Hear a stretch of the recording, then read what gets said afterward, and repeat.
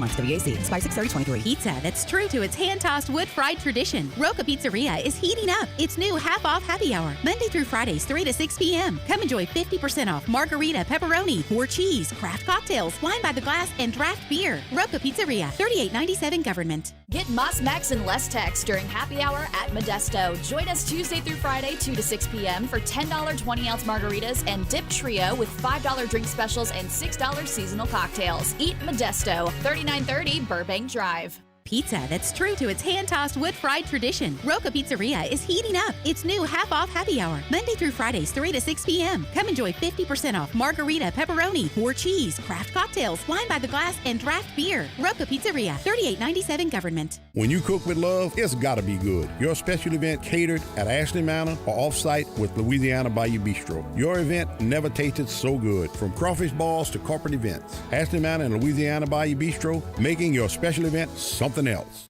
If you've been injured, it doesn't matter if you were hit by a big truck, a smart car, or anything in between.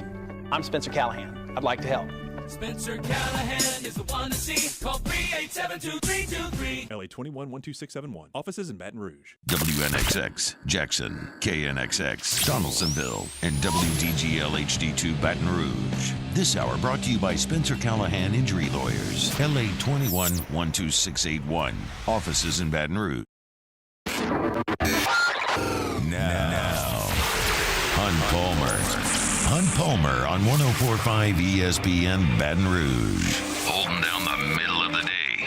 Live from the Mercedes-Benz of Baton Rouge studios. This is Hunt Palmer. A strike and an out away from a natty. 2 outs, runner at first. The 0-2 pitch. Swing and a miss! And all is right in the world. Tigers win! Tigers win! The national championship is headed back to Baton Rouge. Number 7 for LSU baseball. Tigers beat the Gators 18-4. Good afternoon. I'm not Hunt. I'm Matt Moscona. Hunt had the opportunity to go to Omaha, ring in a championship with his dad. Told him, get out of here. Go do it. And so I'll pinch hit for Hunt today. So you got 5 straight hours of me. We are going to be talking 5 straight hours about LSU baseball winning the national championship, and I couldn't be more excited to do it. And we're going to open up here with the guy who is the preeminent college baseball writer, who was at Charles Schwab Field and there in Omaha for the entirety of the College World Series, and good enough to join us to put some context around LSU's win. It is our buddy Kendall Rogers from D1 Baseball. Yo, man, how are you? I am doing well, man. It was wild here at the Hilton last night, but it's kind of cleared out. But I have one question. Yeah. You know, you're in a different time slot, and I just want to know, how do we think Todd Peterson celebrated last night? No shot. You see, Casey has no idea. So Casey produces Hunt Show and has, I'm sure, has no Casey, do you have the Todd Peterson drop over there? I do not. All right, so that's probably on Muso's it's on Muso's hotkeys. It's a totally different setup for the totally different shows. Like he couldn't even access it, and even if he could, he probably doesn't even know what we're talking about. So, but I'm sure Todd Peterson, wherever he is in the world right now, is completely jacked up, as are most LSU fans. Hey, man, look, you get to go do this every year. Yeah. Everyone that we talked to seemed like this was an outlier, even for LSU. As an independent, third-party, neutral observer, what was this 10 days like in Omaha? It was awesome, man. I mean, there's plenty of College World Series that I come to, and, you know, half the games are stinkers. You know, you've got a lot of blowouts, or, you know, the games are, you know, all the games are 2-0 or 4-0. This ballpark does play to an extent to where, you know, if you have a 7-1 lead, you know, for the most part, the game is over unless the wind's blowing out. But almost every game in this tournament was close. And what's really interesting is the last 2 games were not close. They were lopsided either way. But for the most part, this entire World Series was close. And I think when you look at the names that were here coming into it, you look at the players that were here, just the superstars across the board, to have Dylan Cruz, to have Paul Skenes, you know, Rhett Lauder, you know, versus Skenes to get to this point. It was just a star-studded event. And it's not always that, you know, it's not always to that level every single year, but this year, I mean, it delivered. It delivered in every way imaginable. Look, we're obviously super biased because we got to watch LSU win a championship, but it certainly felt like that. Let's talk about the game last night, Kendall. After 24-4, I don't think many of us expected we would see it lopsided the other way. Could you have seen that coming? Was there writing on the wall to suggest that might happen yesterday? Absolutely not. I mean, if anything, so here's my deal. So after the game, you're hating for Vince, the LSU players are like, oh, we're moving on. We're washing this away. This is a new day. It's one thing to say that. It's one thing to actually put that into practice. Because I'll tell you what, when you lose 24-4 to someone, for me, this is probably why I'm not a premier athlete at this level. But to me, that's a mental block. It's like, man, those guys beat us 24-4. We're going to have to play incredible tomorrow just to beat these guys. And LSU just came out the aggressor. They came out having terrific at bats. You think about the game that Jordan Thompson had in Game 2, for him to come out and get a couple of big hits, make some really nice catches on a couple of tough pop-ups. Just everything across the board for LSU was clicking yesterday. You could see it after the first couple of innings. And how about Thatcher Hurd, man? You and I feel like we've talked about 4 or 5 weeks straight this season. Hey, will Thatcher Hurd ever figure it out? Yeah. And boy, did he figure it out at the right time. He was incredible. And Jay Johnson actually kind of foretold that at the beginning of the season. Kendall, there's a great soundbite of him the day before the season started saying, for us to be ultimately the best version of ourselves, he's got to figure into that starting mix and start big games. Well, he did that. Look, it started terribly. I mean, a single and a moonshot from Wyatt Langford. And I think the collective feeling here was, oh, geez, here we go again. How did Hurd figure it out? He started landing his breaking ball for strikes. If you look at the first couple of innings, he was really struggling with that breaking ball. But, after that, he was able to command that heater at 95. He was able to dump that breaking ball, which, as well documented, has elite spin rate. When he started throwing that for strikes, I think Florida started pressing a little bit. And on the flip side, kind of the Jack Cagg experience, right? He had the first inning, you're going, oh, man, LSU's got some ugly swings against him. The fastball's explosive. All of a sudden, this has kind of been who he is this year. All of a sudden, his command gets wild, and LSU makes him pay. Let's not forget LSU lets a ton of guys on base in the opening game of the series. So I just thought when LSU started getting some big hits, when Cagg's command was off, that's when I was like, okay, LSU has this game. Kendall Rogers is with us, D1 Baseball. He's on Twitter at Kendall Rogers. Y'all give him a follow. He's just the best. And obviously, baseball never really ends because we're getting into coaching cycle season, then obviously transfer portal season as well. So it's a great time to follow Kendall, even with the season now over. I heard Kyle Peterson, our mutual colleague here, all throughout the broadcast in the College World Series, say that Paul Skenes is the best arm he's ever seen in college. With a complete absolute, the best he's ever seen. Where is Paul Skenes? How does he factor into the best you've seen? Yeah, I mean, Jim Schlossnagle, when I covered LSU Native this year, said it best. He's a number 2 starter at worst in the major leagues right now, and I think he's probably better than Strasburg. Here's my thing: Strasburg was incredible. Don't get me wrong, but he did it against the Mountain West in a year where offense was a storyline in the SEC, in a year when the average SEC team ERA was about 1.50 over what it was last year. Paul Skenes and to an extent Rhett Lauder at Wake Forest, they were the outliers. They were the guys that were pretty much the only guys that had incredible seasons on the mound. And I go back to I didn't see Paul in the fall, but when I first saw him at Round Rock and he kind of got up to a little bit of a slow start against Kansas State. Then all of a sudden he flipped the switch. It was incredible the rest of the way. But I just always go back to that game I saw him in College Station.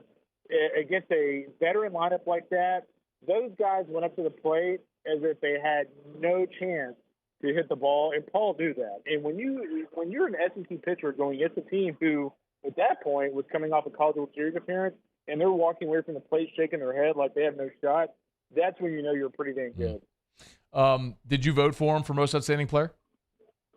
Of course, and I voted for him for actually the Golden Spikes as well. I just think, man, I love Dylan Cruz. He's my guy. But in a year when offense was a storyline, what Paul Skenes did will be remembered for a very long time. It was pretty sensational. It's interesting, Kendall, because I honestly thought Riley Cooper was – there were a lot of guys deserving, but Cooper had 3 saves and a win, and he pitched in 5 games in the World Series. I thought he was going to get it. He was awesome. Well, and the thing that No, go ahead, please. No, I was just going to say that you mentioned Riley, and like this is why I love college baseball. To be honest with you, we talk so much about Paul and Dylan. And it's easy to do that, right? Like they're the shiny objects. But when you look at this LSU run, I know people like to rag on LSU about being the Portal Kings. They bought their championships, but go look at the guys that stepped up in this World Series. Cade Beloso. There were rumors last summer that he might be transferring out because he wasn't sure he'd get as much playing time. He stuck with it. He was incredible here in Omaha. Like he just looks like Mr. College Baseball. I think somebody said it best. He looks like a guy that should be selling air conditioners, not playing college baseball. And that's about right. He stepped up on the stage. Riley Cooper, he's not the prototypical like pro body, right? But he was incredible out here. Gavin Dugas was another guy, if you remember last summer, was rumored to potentially be leaving LSU. He stuck with it. And, he went pretty much, 75% of the season without committing an error. So, and Jordan Thompson, last but not least, I mean, this is a guy that, and rightfully so, right? I mean, he was rough at times last year. People weren't sure he would stick around. People thought he might transfer out. He stuck with it. And what did he do in the last game to win the national championship? He doesn't get flustered. He shakes it off. He has 2 hits. Really good defensive game. That's what I'll remember about this LSU team. I'll remember Paul Skenes. I'll remember Dylan Cruz. But I'll also remember the pieces around those guys and the Louisiana kids that made this happen. Let's not forget that. So I got 2 more for you. Since you brought up Dylan Cruz, I could ask you a Cruz piece and then kind of in tandem with this whole team. But sure. Golden Spikes Award, presumptive number 1 pick, 1 or 2. Where does Dylan Cruz's career stack up with some of the greats in recent memory or any of the greats that you've covered? Yeah, the last guy to remember that I thought had as productive of a college career as Dylan Cruz was Dustin Ackley in North Carolina. If you go back and look at his numbers, man, I mean, I'm pretty sure he hit 380 to 400 all 3 years in college. Now, he didn't have the pro career, and he's a different position. He wasn't anywhere near the defender or athletic as Dylan. But that's the last guy I can remember that had that consistent of a collegiate career. And the thing about Dylan is, man, it's funny. When he got to LSU, I remember scouts told me, man, if this guy can figure it out, he's got a little bit of swing and miss. But if he can figure that aspect of his game out, he's going to be incredible. And it's funny. I went back and read my first fall report that I saw Dylan Cruz in a fall scrimmage. And I wrote in there, man, I'm not – I don't see the swing and miss here. This guy's an instant superstar. And, he just never flinched, man. He was that dude every single year. And the other thing I love about Dylan is he is the same guy no matter what, whether it's he's struggling or whether he's, 5 for 5 with 6 RBIs. He is the exact same guy. And that's precisely why he's going to be a top 2 pick probably, and why I think he will be in the big leagues in maybe a year and a half, 2 years maximum. All right. How did the Tigers repeat?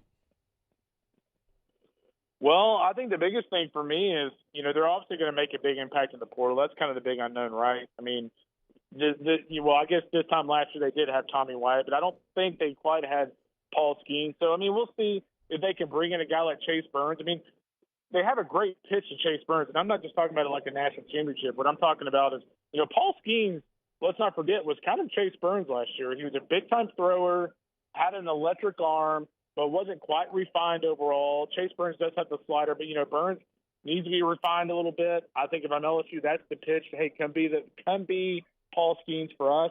But I think Cade said it best last night in the postgame presser that, hey, we're going to add a 2023 to the Intimidator, and Jay Johnson's not even close to being done yet. And I strongly believe that. I told this story earlier this morning, but I was talking to Rich Hill, his former boss at University of San Diego, who's now the head coach of Hawaii. And he said, I remember going to Jay's house when he was an assistant for us at USC. This is back when USC was really good. And he said he walked into his living room. The dude had whiteboards all over the wall with recruits' names, numbers, depth charts, a follow list in his living room. So, that's just who Jay Johnson is. I can guarantee you Jay is on that plane right now, portaling it up like crazy. He is nonstop, man. And that's why this program is not only going to continue to win, but continue to win at an elite level. Kendall Rogers, D1 Baseball. Great job all season, man. You know we appreciate the time and the insight, and we'll catch in with you soon. Hopefully you get some. You got it, buddy. Hopefully you get some rest, man. Oh yeah, well, of course. The portal will keep me awake, but that's all right. But yeah, congrats to LSU, man. This is a fun team, and certainly there were a lot of purple and gold here. So enjoy the festivities later this week, man. It's gonna be a full on time here. We'll see you. All right, that is Kendall Rogers from D1 Baseball. We appreciate it. Again on Twitter at Kendall Rogers. Hunt is on his way home from Omaha. Actually, I was texting with Hunt earlier today, and he is going from. Hang on, I have his. I'm not his scheduler, but he did share this with me. So Hunt went from Omaha to LaGuardia to Washington, D.C., then to New Orleans. Get home when you can, Hunt. He'll be back tomorrow. I presume Hunt will be back tomorrow. All right, it is the Hunt Palmer Show. We'll continue celebrating LSU's natty. Stay here. This is Hunt Palmer. In times of need, get a full list of phone numbers, websites, and other important emergency information on the Demco Stormwatch page at 1045ESPN.com. This summer, retirement is a state of mind. Whether it's a mid-morning activity or an early bird special, grab a Coors Light and chill like you're retired. Are you with me? When is a taco more than just a taco? When it's Government Taco. Voted best tacos 3 years in a row by 225 Magazine, Government Taco puts the most delicious spin on tacos the capital area has ever seen. With creative combinations like the Magna Carrot, the Filibuster, or the Steak of the Union. Plus perfect tortilla chips paired with the best salsa and queso you've ever had. And happy hour every day from 3 to 6 p.m. and all day on Thursday. Government Taco, 5621 Government Street. Bayou Ford has up to $7,000 off MSRP plus 0% financing on new 23 Ford F-150 XLT trucks and incredible deals on all remaining 2022 inventory. All with Bayou's 1 million mile warranty. The crew at Bayou Ford is going to do right by you.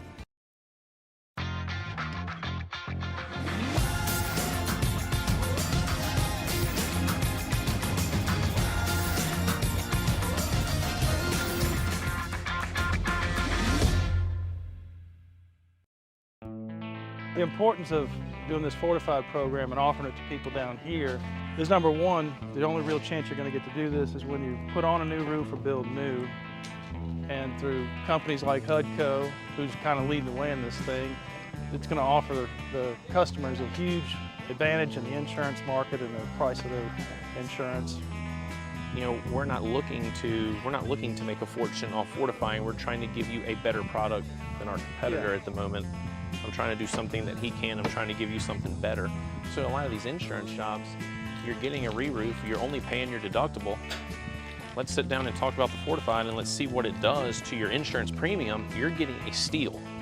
Yeah. You're getting a brand new roof and a fortified certificate for your deductible, essentially. I think we're rocking and rolling.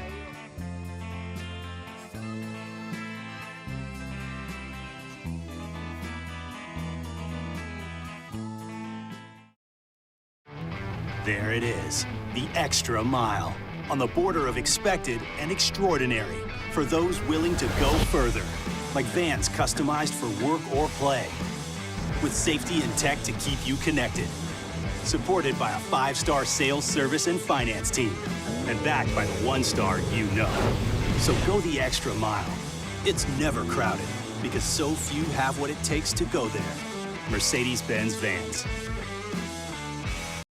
Gulf Coast Office Products is a nationally recognized Savin office equipment dealer based right here in Louisiana. Over 100 employees strong, Gulf Coast has the boots on the ground to support all vertical markets from education, engineering, legal, and finance. With the latest in office technology from desktop to production segment units, Gulf Coast and Savin have the perfect fit for you. Call 225-756-2644. That's 756-2644 for Gulf Coast Office Products. I've been doing business with Luber for 25 years. They're dependable, trustworthy. It's just the attention to detail with our clients. Our folks have years and years of experience. They're highly trained professionals, but many companies have that asset. What I'd like to think makes Luba a bit different is that we use those talents in a way that truly is dedicated to serving the needs of the folks who depend on us. Bayou Chrysler Dodge Jeep Ram has $25,000 off new 22 Ram 1500 SCA trucks and incredible deals on all remaining 2022 inventory. All Wednesday's OTB. The celebration rolls on, but we'll also start to look forward to football season. It's a couple of months away, boys and girls. Plus, we got Matt Flynn for an hour of flustering. Off the bench, 7 to 10 a.m., 104.5 ESPN.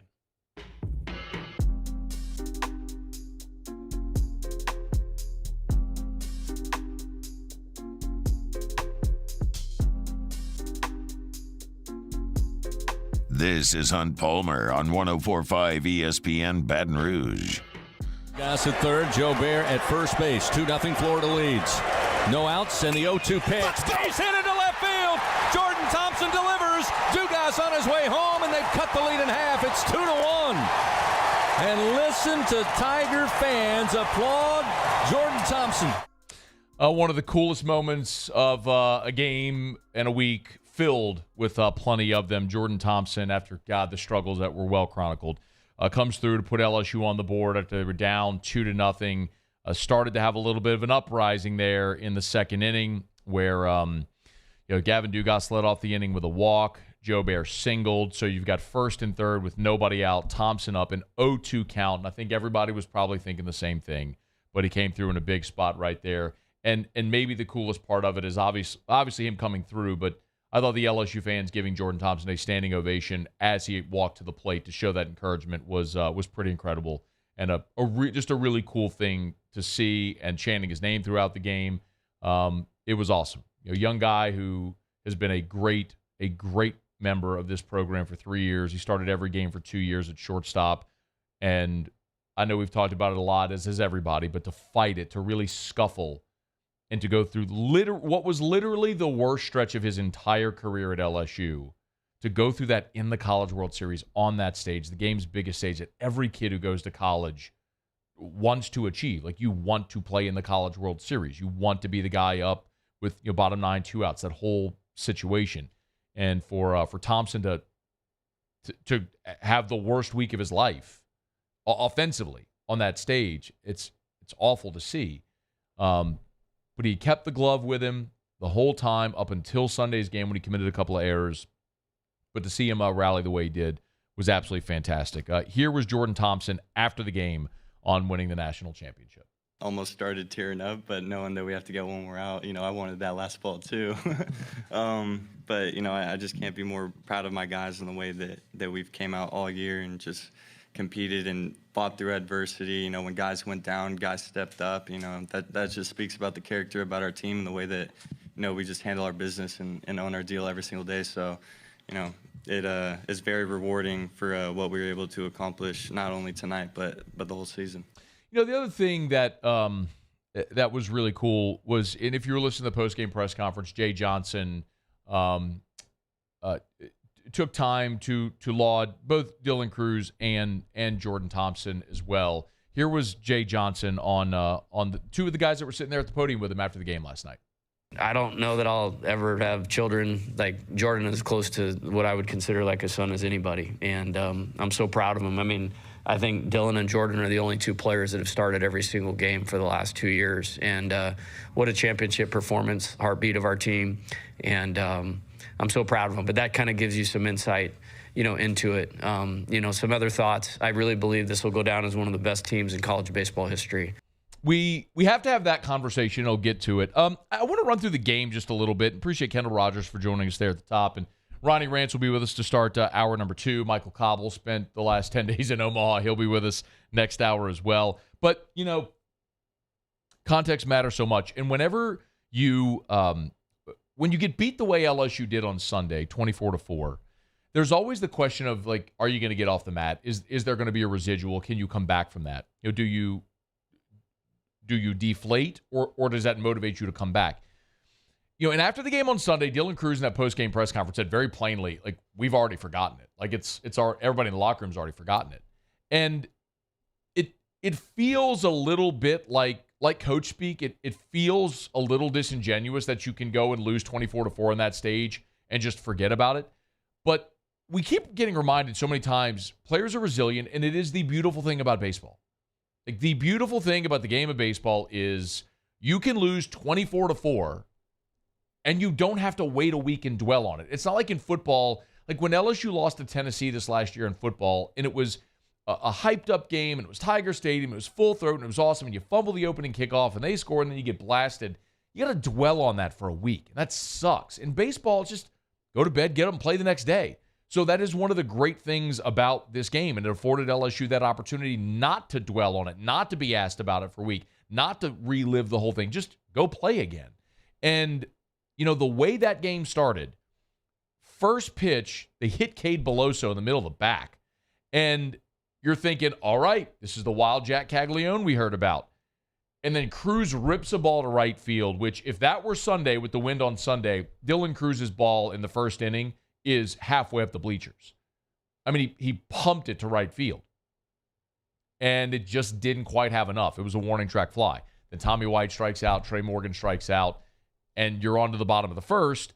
And we're hoping Thatcher Hurd, remember, it's like short rest for Hurd compared to what he had been used to. This is just 3 days after throwing 47 pitches. He should be fine, but there's always this sort of lingering doubt. And Curlin singles. He mashed a single on a 2-1 pitch, and then up-stepped Wyatt Langford, who absolutely murdered a full count pitch over the left field wall. And in your mind, you immediately go to the place where you're like, is this really how it's going to go? This amazing season with all this talent, is it finally catching up to them here? And, you know, Thatcher Hurd in that moment was going to go one of two ways. That was either going to crush him or he was going to bounce back. I mean, I don't think there was a real in-between there. And ultimately, we saw the opposite happen with Jack Caglione, and he completely withered. We'll get to that in a second. But Thatcher Hurd sitting there like, single homer down 2-0. Okay, now what? Well, he strikes out Caglione. He gets Rivera to ground out. Remember, that was the play at first with the runner's interference, which was the right call, by the way, because I didn't know that rule. We learned that in the regional at Baton Rouge where it went the other way against LSU. I think it was against Trey Morgan, where you have to be completely to the right of the chalk or it's runner's interference. So it was 100% the right call on the field, and they, of course, upheld it on review. And then BT Riopelle comes up, and he pops up to Dylan Cruz in center. And just like that, after single homer, down 2-0, boom, Thatcher Hurd responded. It's almost like a fighter when they cut your lip and you taste your blood and you just get pissed off. That's what it felt like watching Thatcher Hurd after that, because, man, when Thatcher Hurd started snapping off that breaking ball, when Thatcher Hurd throws his hook for a strike, he is untouchable. That's the guy who struck out 12 against Oregon State in the regional game in Baton Rouge. That Thatcher Hurd. When that dude shows up and he's throwing that breaking ball for a strike, he's filthy hard to handle, and you knew it was going to be a long day for those Florida hitters. But we're going to talk a bunch about the top of the second. You know, that's probably the spot where, you know, in this game, most people are going to look to because LSU got the rally going. But the rally really started because Caglione was wild. He walks Gavin Dugas, wild pitch, Dugas to second. Joe Bear singles to left field. Now you've got first and third with nobody out, Jordan Thompson up. He gets the knock. We just played the audio for you, and you're on the board. You've broken through. You've cut their lead in half. Then Pearson comes up, fielder's choice. Now you've got first and third with one out. Milazzo walks, bases loaded, Beloso hit by a pitch, run scores. Cruz walks, run scores. So Caglione gave you 2 runs right there. Now, I mean, don't get me wrong, like Joe Bear singled, Thompson singled, but he walked 3 and hit 1 in the inning. So he was wild there, and it just kept the merry-go-round going. And then they brought in Fisher, and this was a key point, man, because remember, Fisher is the lefty. That's who Tommy White homered off of in the 8th inning on Saturday night. So they brought in Fisher. I don't really know why in that moment Kevin O'Sullivan was thinking Fisher. I totally understand going to get Jack Caglione out of the game. I can't understand going to Fisher, a lefty, against White, a righty, who White homered off of him 2 nights before. But he did, and he guessed wrong, and White singles. Morgan hits the sac fly to center. It's 5-2. 2 outs. Dugas on an 0-2 pitch. The maturity of the at-bats from guys like Gavin Dugas and Cade Beloso. An 0-2 pitch. Gavin Dugas singles. You're up 6-2. Man, you know what happened after that was the one thing in that inning that I would say was head scratching is after Dugas is singling at 6-2, Joe Bear singles, and thank God this did not cost LSU. But Josh Jordan held Tommy White at third. And the ball didn't come into home. The ball went to third base. So from right field, like the fact that Josh Jordan held up Tommy White there was devastating because in hindsight it doesn't matter, but at the time it's 6-2. And Jay Johnson even said this after the game, after the Sunday game, where the point where he decided take Gavin Guidry out the game, go to Bryce Collins was when you got down 5, because the whole adage is when it's 4, one swing can still tie the game. 5 changes the math for any coach when they're looking at strategy. So that would have been a 7-2 lead, and you're up 5, and maybe you've got Kevin O'Sullivan making another pitching change right there. But he holds White at third. Thompson flew out to center, got a good swing on it, but flew out to center. But you're up 6-2. So as much as that matters, really where the game changed, and I actually tweeted during the game, like, pop the corks, this is over, was in the fourth. Because when LSU got their rally in the fourth, it all came with 2 outs.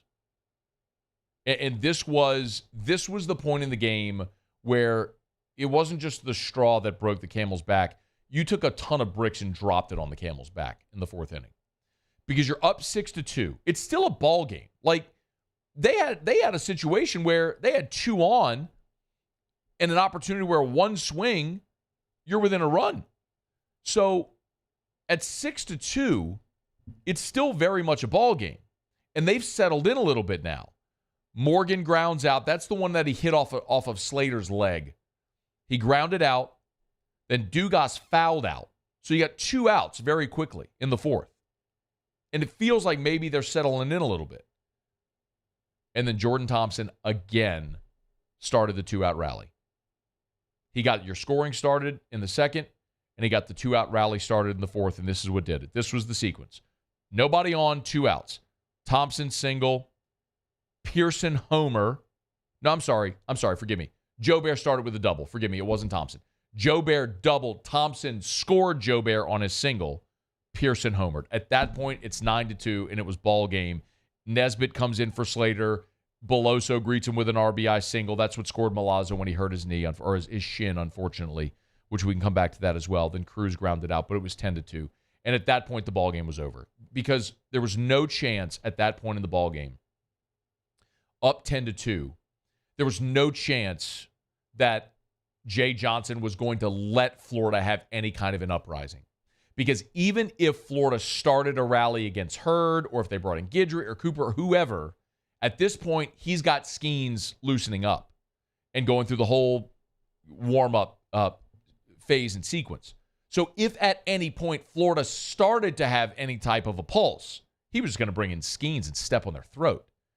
And at that point, Florida had already burned Caglione, they had burned Fisher, they had burned Slater. They were on to Nesbitt, and the only arm they had left was Neely, who threw 54 pitches 2 days prior, and he's their closer.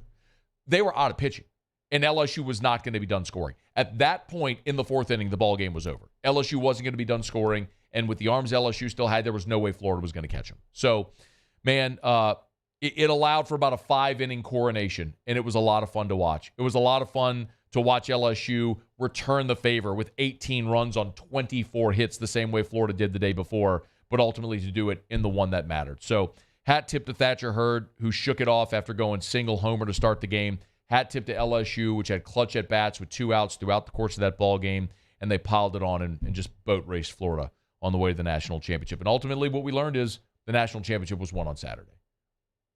The national championship was won in your 11-inning win on Saturday because you had each team exchanged blowouts, and the one that mattered, the close one on Saturday, you got behind amazing performances from Ty Floyd and Gavin Dugas' homer and Tommy White's homer and Cade Beloso's homer. What a week and a half for LSU in Omaha. What a legacy that they have written. Okay, It's the Hunt Palmer Show. I'm Matt in for Hunt, who's traveling home today from Omaha. Hunt will be back tomorrow. Let me knock out a quick break. The Champs are set to land in Baton Rouge at 1:30, so they may have touchdown. We'll see if we can get an update when we continue here on the Hunt Palmer Show. This is Hunt Palmer. Our listeners fire off their opinions on the jimsfirearms.net hotline at 499-1045. Keep listening for your next chance to shoot us your thoughts with the jimsfirearms.net hotline on 1045 ESPN Baton Rouge.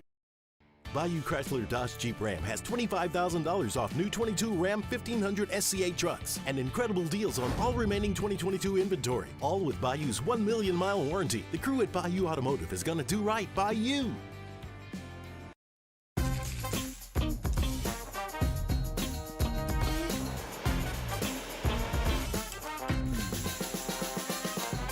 The best kept secret in town is out. Discover Tallulah at the Renaissance Hotel on Bluebonnet.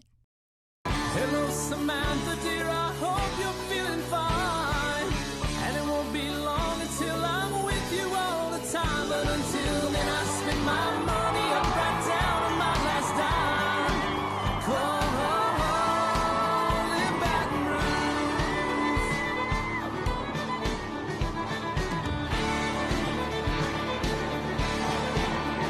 Operator, what you put me on through? Gotta send my love down to Follow us on Twitter at 1045ESPN to cast your vote in the Citizens Bank and Trust poll of the day. Vote daily inside Off the Bench, live at lunch, Hunt Palmer. And after further review, Citizens Bank and Trust brings you the poll of the day via Twitter at 1045ESPN. When is a taco more than just a taco? When it's Government Taco. Voted best tacos 3 years in a row by 225 Magazine, Government Taco puts the most delicious spin on tacos the capital area has ever seen. With creative combinations like the Magna Carrot, the Filibuster, or the Steak of the Union. Plus perfect tortilla chips paired with the best salsa and queso you've ever had. And happy hour every day from 3 to 6 p.m. and all day on Thursday. Government Taco, 5621 Government Street. Hey there, little buddy. What's the matter? What's the matter? My windows, siding, and my door. That's what's the matter. Relief Windows can fix all of that. I got you. Pop, pop. What's up? Oh my gosh, look! Curb appeal. That's a good-looking neighborhood. ReliefWindows.com. There it is, the extra mile, on the border of expected and extraordinary, for those willing to go further, like vans customized for work or play, with safety and tech to keep you connected, supported by a 5-star sales, service, and finance team, and backed by the 1-star you know. So go the extra mile. It's never crowded, because so few have what it takes to go there. Mercedes-Benz Vans.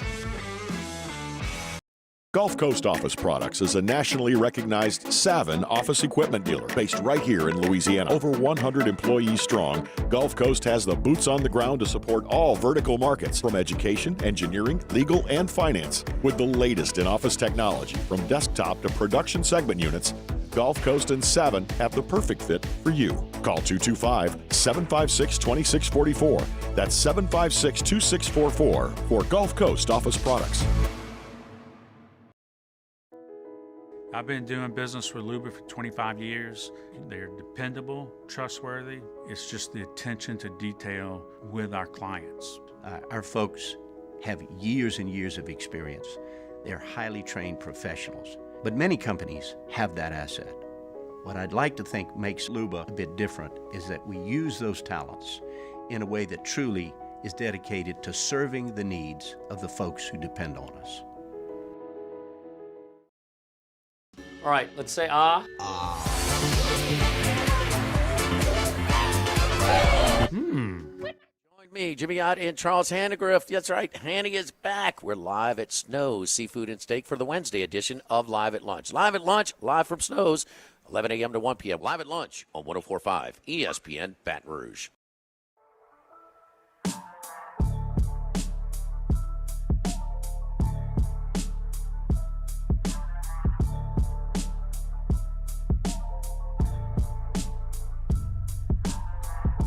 You're listening to Hunt Palmer on 104.5 ESPN Baton Rouge. Purnell's 1-1 pitch. This one towards the right center field gap. Just the way it should be. Rolling all the way to the wall. Dylan Cruz around first. He's going to round second. The throw just to the cutoff man, and he will have a triple sliding in safely at third base. Dylan Cruz. If it indeed becomes his curtain bow. Way to get after it. Salute you, Dylan Cruz. Chris Blair on the LSU Sports Radio Network. That was in the top of the 8th inning, and I think we all assumed that was going to be Dylan Cruz's final at-bat in an LSU uniform where he tripled. But then LSU batted around again. And Dylan Cruz ended up getting another AB and singled in that one. So for Dylan Cruz, his LSU career comes to an end with what an emphatic performance. The beautiful catch against the wall in right center. He finishes the season batting .426, so he does end up 5 points shy of Rafe Rhymes' record, which admittedly is a little bit of a bummer because I think we had all look. I know when we were looking at the end of conference play, the Mississippi State weekend, Dylan had a little bit of a scuffle, which dropped him below 500, but he was still batting in like the 490s, and him passing Rafe Rhymes seemed like just a mere formality, in breaking that record. But in the end, it just goes to show how difficult it is and how impressive it is what Rafe did, batting .431, as that record still stands. Dylan Cruz was 4 for 6 on the night. I mean, a 4 for 6 night to finish the season batting .426. So congrats to Dylan Cruz. I know Ben McDonald said after the game last night that Dylan Cruz will go down as the greatest position player ever at LSU.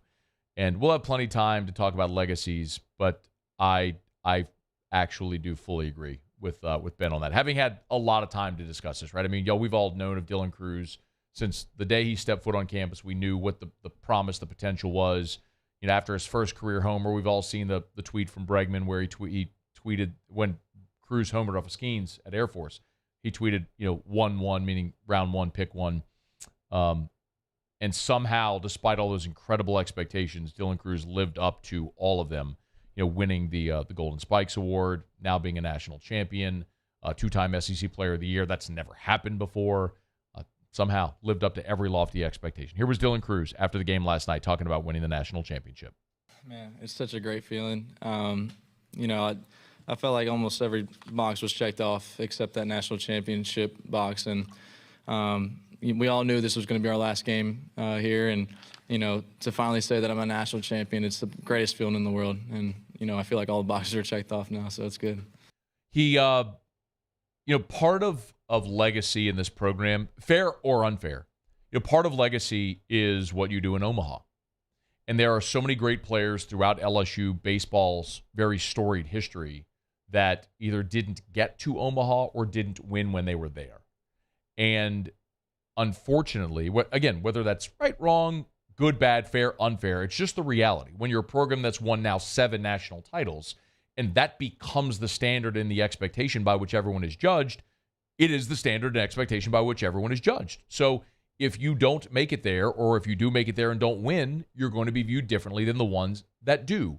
And for Dylan Cruz to have done literally everything else you could possibly do in a career at LSU, to finally check that last box of winning the national championship, I think does solidify him as the greatest position player that we've ever seen at LSU. I'll give you a plug that Todd Walker is going to join me on AFR at 5:15 Central today, and I'll ask Todd about that because Todd's very much on the short list. I mean, Todd's a guy who's got his number retired at LSU. His 12 is right there on the facing of Alec Box Stadium above Skip Urban Field. So I'll ask Todd his thoughts on that coming up a bit later today. Here was, by the way, here was Jay Johnson on what it's been like coaching Dylan Cruz.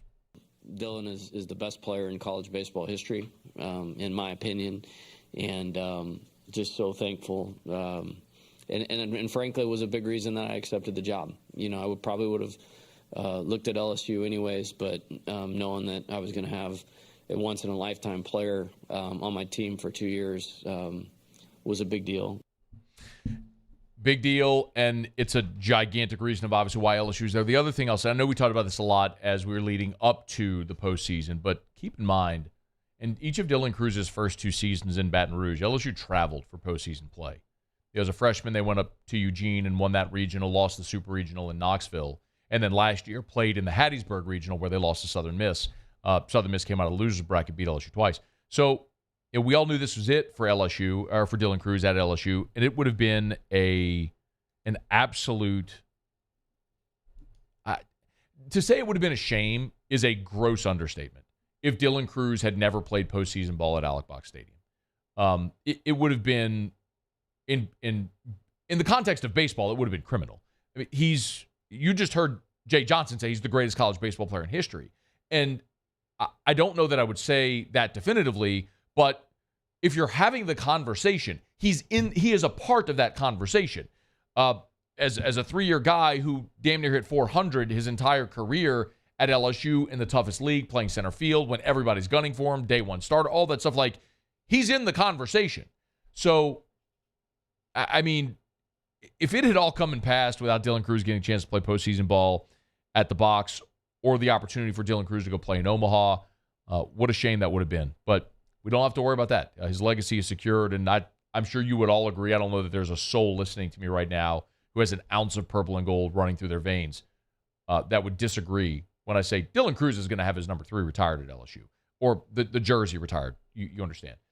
He's going to get that honor, and justifiably so. There's a lot of players that are deserving, and it needs to happen. It needs to happen for Aaron Nola. It needs to happen for Alex Bregman, and it will happen for Dylan Cruz as well. So congrats to Dylan Cruz on a magnificent career, and what a way to polish it off there in Omaha at the College World Series. All right, it is the Hunt Palmer Show. Matt in for Hunt today. If you're just joining us, thanks for being here.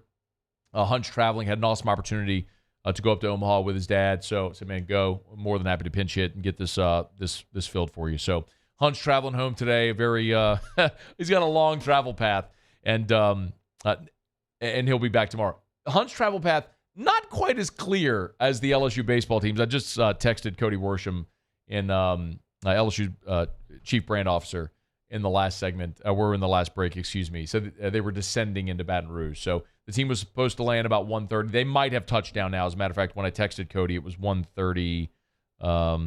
It was 1:35. So it was 11 minutes ago when they were descending. So they may well have touchdown now. So be on the lookout, as the Tigers should be touching down in Baton Rouge really any minute now. Okay, it is the Hunt Palmer Show. We'll continue. Stay here. Hunt Palmer on 104.5 ESPN Baton Rouge. LWCC is Louisiana loyal, elevating and celebrating champions of Louisiana like Corey Barr. Corey's got national name brand recognition. We know that he was a Food Network Star Finalist in 2017. He beat Bobby Flay. Food and Wine named him People's Best New Chef in America in 2015. People's Best New Chef Gulf Coast in 2014. But his roots are right there in Monroe, and that's why he owns Parish Restaurant, Standard Coffee Company, and Heritage Catering right there in Northeast Louisiana. It's important to him to be here for his home state. That's why he's a champion of Louisiana.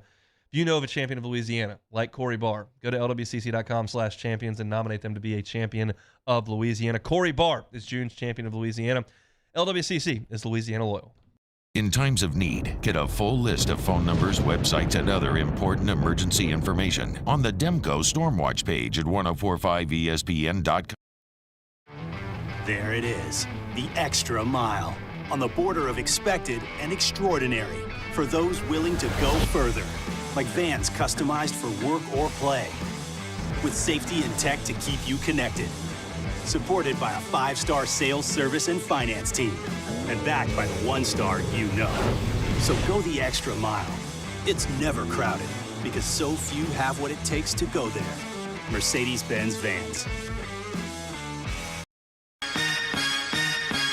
Turn my music high, high, high, high, yeah. You don't know what you're doing. Sure I do. I'm from the streets where the hood can swallow on me.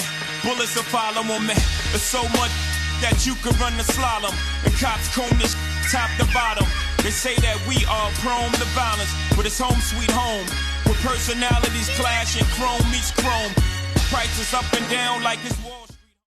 When is a taco more than just a taco? When it's Government Taco. Voted best tacos 3 years in a row by 225 Magazine, Government Taco puts the most delicious spin on tacos the capital area has ever seen. With creative combinations like the Magna Carrot, the Filibuster, or the Steak of the Union. Plus perfect tortilla chips paired with the best salsa and queso you've ever had. And happy hour every day from 3 to 6 p.m. and all day on Thursday. Government Taco, 5621 Government Street. Hey there, little buddy. What's the matter? What's the matter? My windows, siding, and my door. That's what's the matter. Relief Windows can fix all of that. I got you. Pop, pop. What's up? Oh my gosh, look! Curb appeal.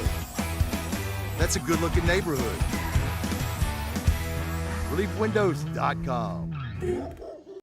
Gulf Coast Office Products is a nationally recognized Savin office equipment dealer based right here in Louisiana. Over 100 employees strong, Gulf Coast has the boots on the ground to support all vertical markets from education, engineering, legal, and finance. With the latest in office technology from desktop to production segment units, Gulf Coast and Savin have the perfect fit for you. Call 225-756-2644. That's 756-2644 for Gulf Coast Office Products.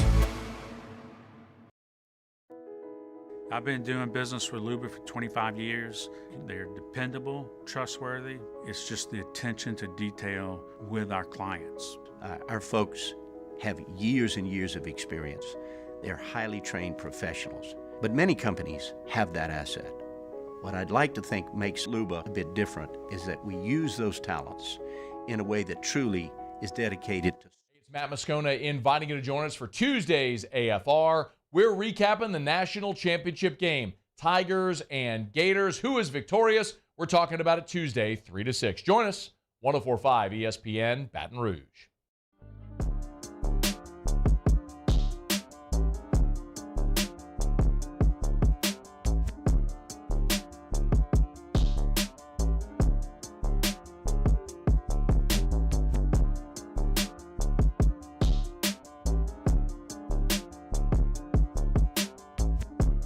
This is Hunt Palmer on 104.5 ESPN Baton Rouge. Wrapping up the first hour here of the Hunt Palmer Show, a victorious Tuesday as the national champs are just about to touch down in Baton Rouge. The baseball team beats Florida 18-4 to win the program's 7th national championship. What a night for LSU. And part of winning a national championship, of course, is the call. And for many of us who might have been watching the television broadcast, of course, Chris Blair and Doug Thompson on the LSU Sports Radio Network do a fantastic job. If part of what I did yesterday was I spent some time playing all of the championship calls for LSU baseball throughout the year, and there are 6 of them. And to this point, Jim Hawthorne had lent his voice to every one of those calls. And now Chris Blair has a rare distinction, joining only Jim Hawthorne and Mick Hubert, who's the longtime voice of the Gators, of having called a national championship both in football and in baseball. Hubert got to call a couple in basketball as well, as Billy Donovan's squad won back-to-back championships in the aughts. But Chris Blair was a couple of games away in 2017 from having the chance to call one then. But Chris and Doug were able to do the honors, and I would highly recommend for anybody who hasn't. We're going to play the full call for you here in a second. But if you haven't seen it, they do a really cool thing on YouTube where they broadcast. They call like from the booth or inside the booth or something like that. And it's a camera mounted in the booth on the guys while they make the call, while they're calling the game. And you can go follow LSU Sports Radio Network on YouTube, and you can see the full broadcast from the booth. And if you go to the end, you can watch the guys making the final call. And one of the really magnificent parts of this is you don't hear Doug. He completely eliminates himself and allows Chris to make the call. But Doug is standing there with his son, like with his arm around his son, watching the game from the broadcast booth, which is really fantastic. Anyway, here was Chris Blair, the voice of the Tigers, the final call. His team, a strike and an out away from a natty. 2 outs, runner at first. The 0-2 pitch, swing and a miss, and all is right in the world. Tigers win. The national championship championship is headed back to Baton Rouge. The dog pile begins left of the mound. A promise made and a promise kept by Tiger head coach Jay Johnson just over 2 years ago. Said, I'm here to get LSU to Omaha and back on top of the college baseball world. And after an 18-4 victory here tonight, he has done just that. The LSU Fighting Tigers are the 2023 national champions with an 18-4 win over the Florida Gators to take 2 of 3 in this championship series. Celebrate, Tiger fans, celebrate. 18-4 is the final. Chris Blair, again, with a call that, one of the really cool things is the call is part of how we remember these forever. So there are things, if you've been an LSU fan for your life, like I have, I'm sure many of you have. You go to every restaurant in town, every bar room in town, every man cave or office in town, and you see the national championship posters, right? And that was always something as a kid when LSU won 5 in 10 years. Not as a kid, I guess, whenever. But you'd grab the paper and see what the headline was going to be, and you always wanted to hear the call as well. And those are moments and things that are tangible aspects and mementos of these great moments. So we will look at, watch, think about forever Chris Blair's call of Gavin Dugas, the strikeout to get the final out of the College World Series. We will forever talk about Paul Skenes putting Alex Milazzo on his back to carry him out to the dog pile. We'll talk about the confetti and everything else that you saw that you will commit to memory and will burn into your mind's eye forever. And when you think about it and see it, that's always going to be part of it. And so that call is part of it as well. And one of the really cool things, man, baseball is it's the whole Field of Dreams thing, right? Baseball is a game for fathers and sons. It's shared between fathers and sons. And I thought what was so cool was to see Doug in the booth with his son. Of course, years ago it was Crafton, Chris's son, in the booth with him as well. What a moment for those guys also. Hour 2 of the Hunt Palmer Show's next. Bayou Ford has up to $7,000 off MSRP plus 0% financing on new 23 Ford F-150 XLT trucks and incredible deals on all remaining 2022 inventory. All with Bayou's 1 million mile warranty. The crew at Bayou Ford is going to do right by you.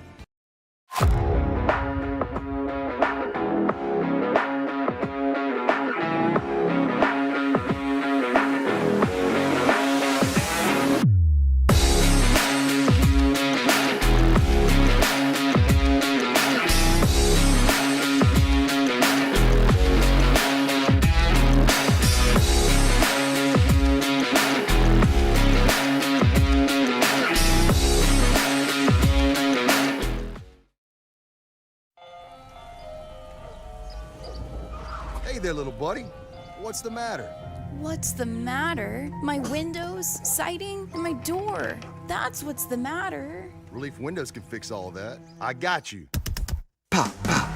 What's up? Oh my gosh, look! Curb appeal. That's a good-looking neighborhood.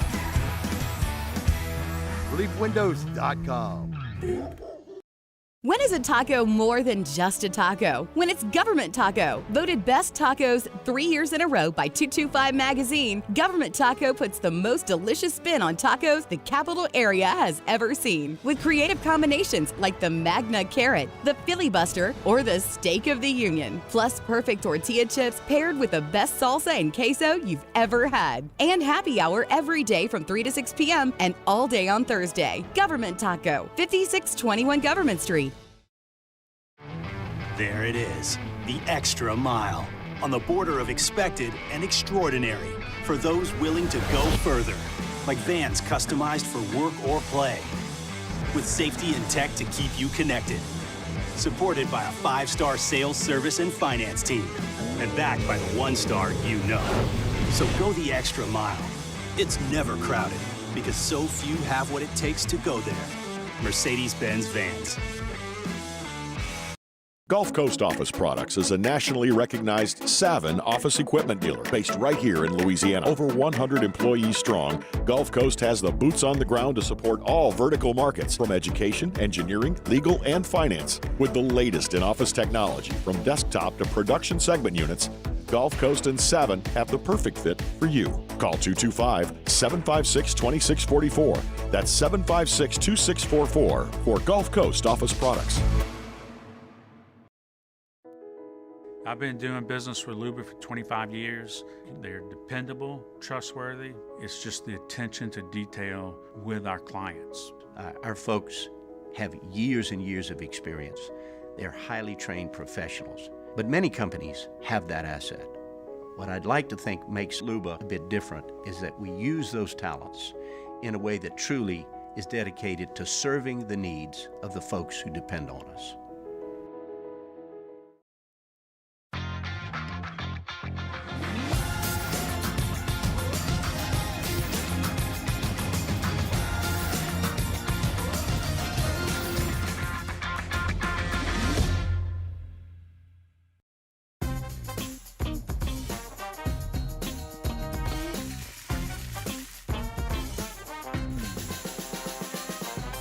The best kept secret in town is out. Discover Tallulah at the Renaissance Hotel on Bluebonnet.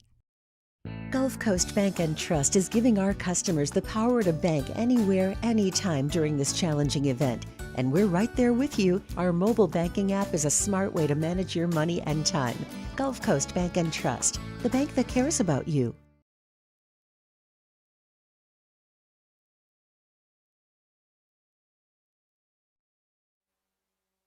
This is SportsCenter. I'm Christine Lisi. Not much has changed for the Trailblazers when it comes to Damian Lillard. They remain committed to building a winner around their star point guard, according to GM Joe Cronin. He also said he had a great dialogue with Lillard in yesterday's meeting. Lillard did not ask for a trade there. He is giving the team time to work through the free agency process. If Lillard eventually does ask out of Portland, he shouldn't be judged for it, believes ESPN's Tim Legler. He's past that point now in terms of the court of public opinion.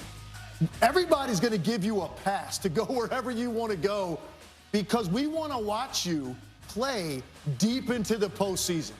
Can you imagine seeing Damian Lillard on a conference final stage, on a final stage, as good as he is under pressure, like, and what that would mean to him ultimately? Tim Legler on Get Up. NFL Jets tight end Tyler Conklin asked about the possibility of the team adding free agent running back Dalvin Cook if he's interested. Told the NFL Network he believes there's plenty of room for Cook in New York's backfield and plenty of room for anybody who wants to help them win a Super Bowl. Cook has said in previous interviews he is in no rush to sign. He's looking for a team where he'll be valued. When you're trying to hire, all that searching, screening, and interviewing can become its own job. You need Indeed, the end-to-end hiring solution that makes it easy to attract, interview, and hire quality people. Visit Indeed.com/credit.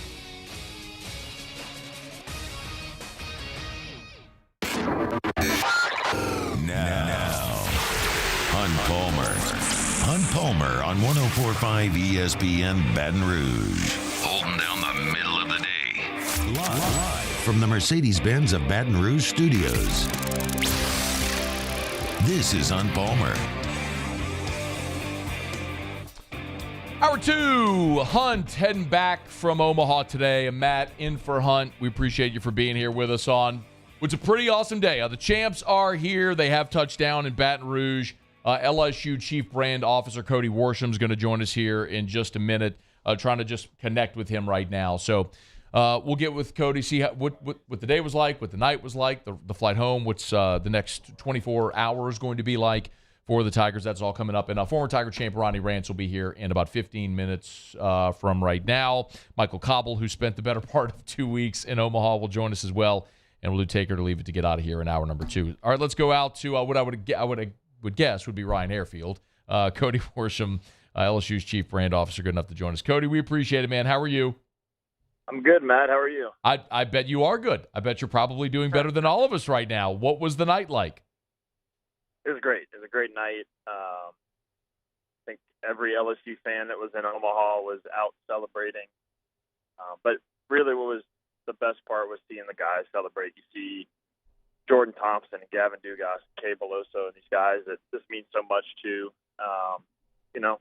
celebrating their hard-earned accomplishment. There's nothing quite like it. So it was a great night.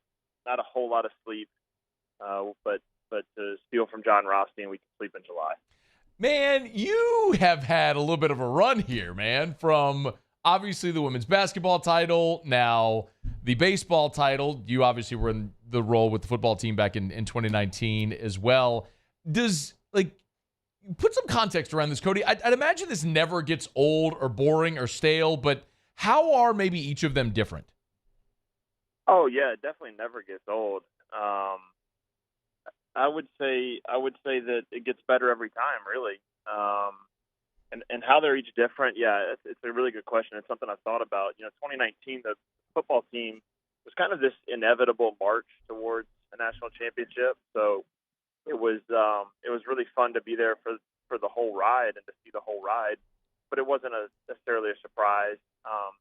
Women's basketball this year happened so fast. You kind of felt like maybe it was year 3 for Kim Mulkey that they would get there, and then year 2 they're all of a sudden there and they win the whole thing, and it just kind of happened so fast. And I think this year for baseball, starting the season number 1, ending the season number 1, but a little bit of some ups and downs in between, but the kind of poetic the way that it ended with avenging some difficult defeats in the past to Tennessee, avenging the 2017 College World Series against Florida, coming back against Wake Forest, the Tommy Tanks walk-off, so many storybook moments. So I would say this one, because of just the multiple peaks over the last few days, is as good as it gets. Poetic indeed for the LSU Tigers. All right, Cody. So I would imagine it was a bit of a late night. What you all just touched down? What was the morning like? Just walk us through sort of the functionality of what happened and what the guys are doing now. Yeah, not much this morning. I think they tried to sleep in as late as they possibly could. Hung out in the hotel lobby for a little bit, signed a few autographs, and then they just got on the plane and flew back. So I think they'll probably try to rest as much as they can, celebrate as much as they can over the next couple of days, and we'll have the celebration in Alex Box on Wednesday night. I do know the bus is on the way back to Alex Box right now. I'm sure there's some fans waiting for him there. If you're driving around in your car and you got nothing else to do, you can swing by and welcome back the national champions. Man, I don't know if it's you got nothing else to do. I think most people make that a priority on a day like this to get over to the box. So the team is headed back to the box. You know what, Cody? The other thing that's amazing is we don't often think about this, but those guys have been gone for a long time. Like, they haven't slept in their bed. They haven't had their clothes or eat where they eat and all that sort of stuff.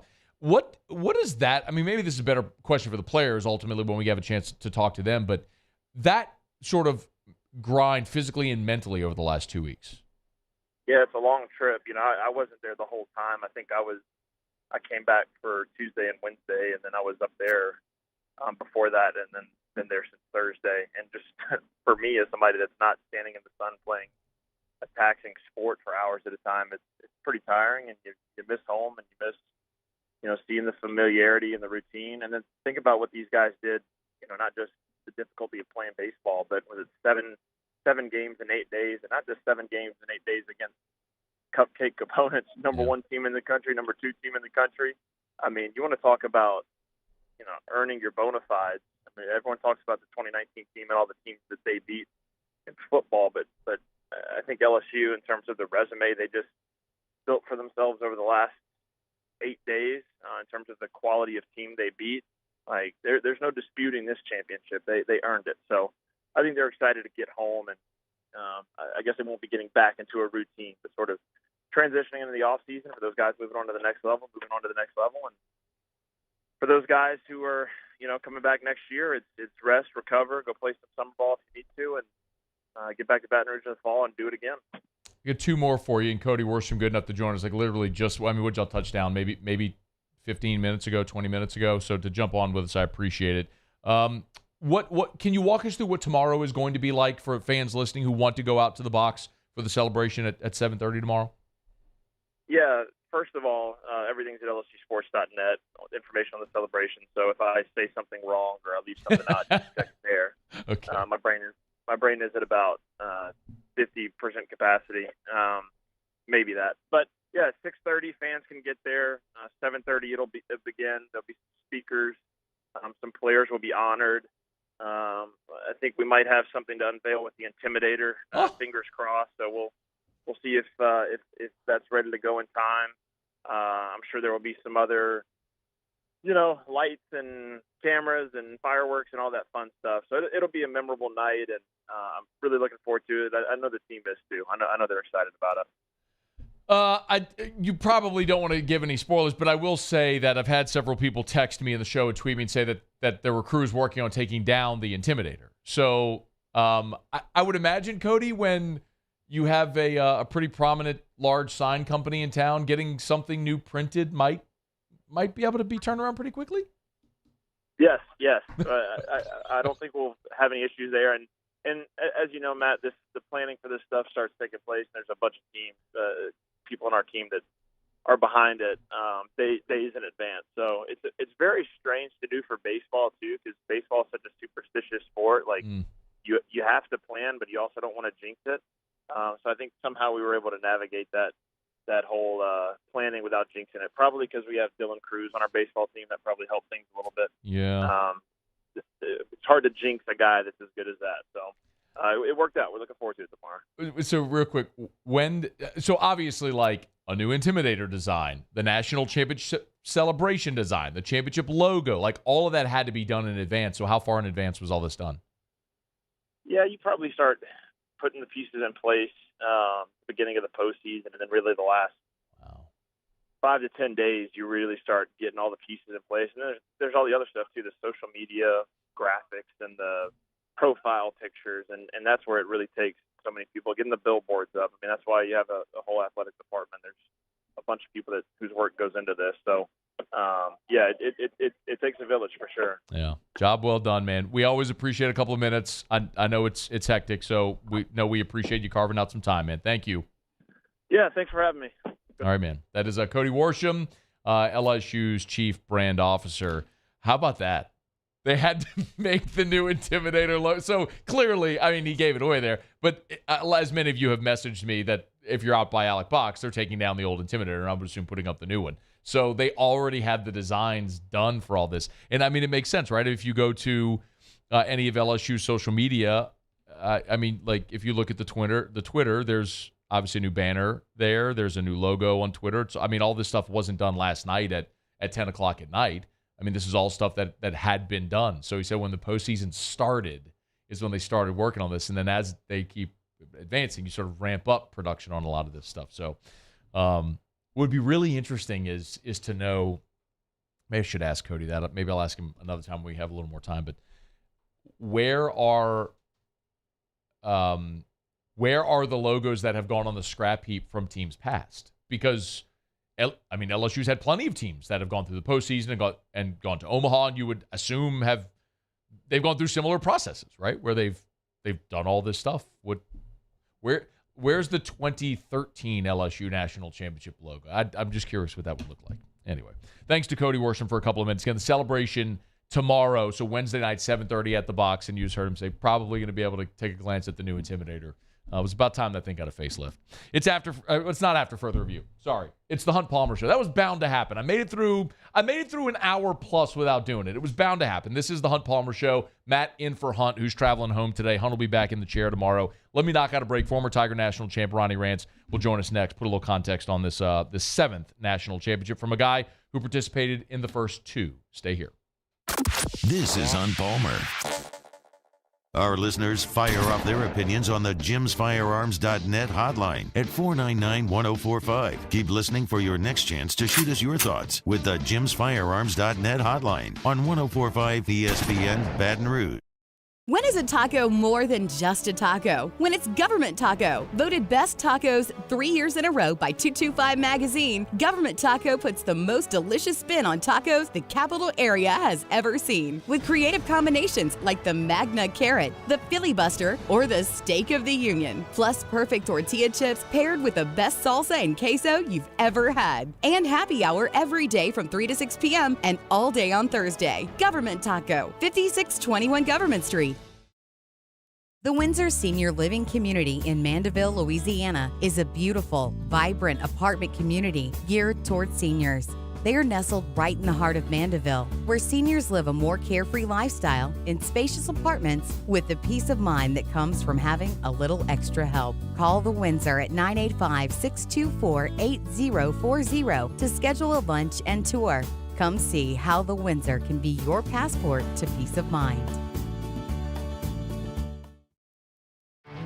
There it is, the extra mile, on the border of expected and extraordinary, for those willing to go further, like vans customized for work or play, with safety and tech to keep you connected, supported by a 5-star sales, service, and finance team, and backed by the 1-star you know. So go the extra mile. It's never crowded, because so few have what it takes to go there. Mercedes-Benz Vans.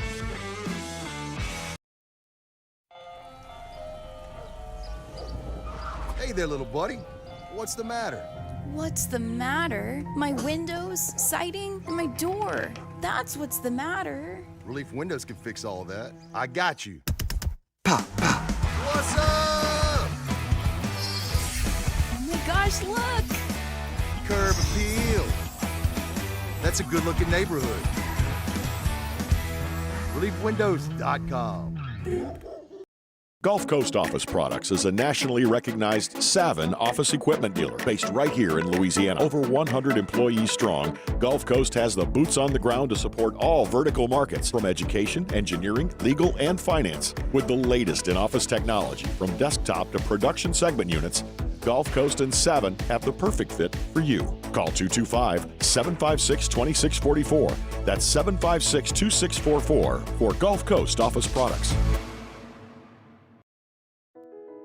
I've been doing business with Luba for 25 years.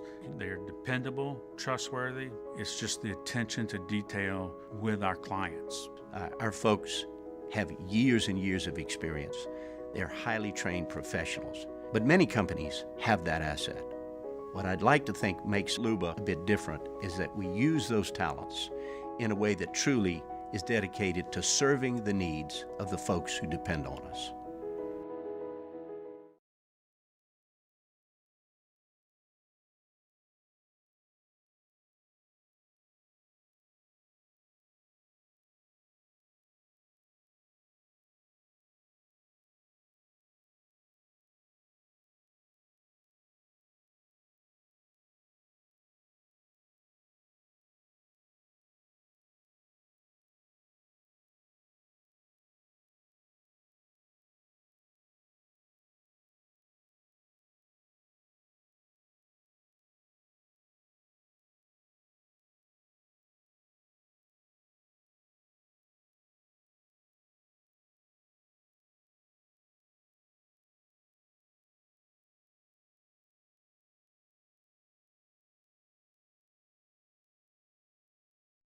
Wednesday's OTB. The celebration rolls on, but we'll also start to look forward to football season. It's a couple of months away, boys and girls. Plus, we got Matt Flynn for an hour of flustering. Off the bench, 7 to 10 a.m., 104.5 ESPN.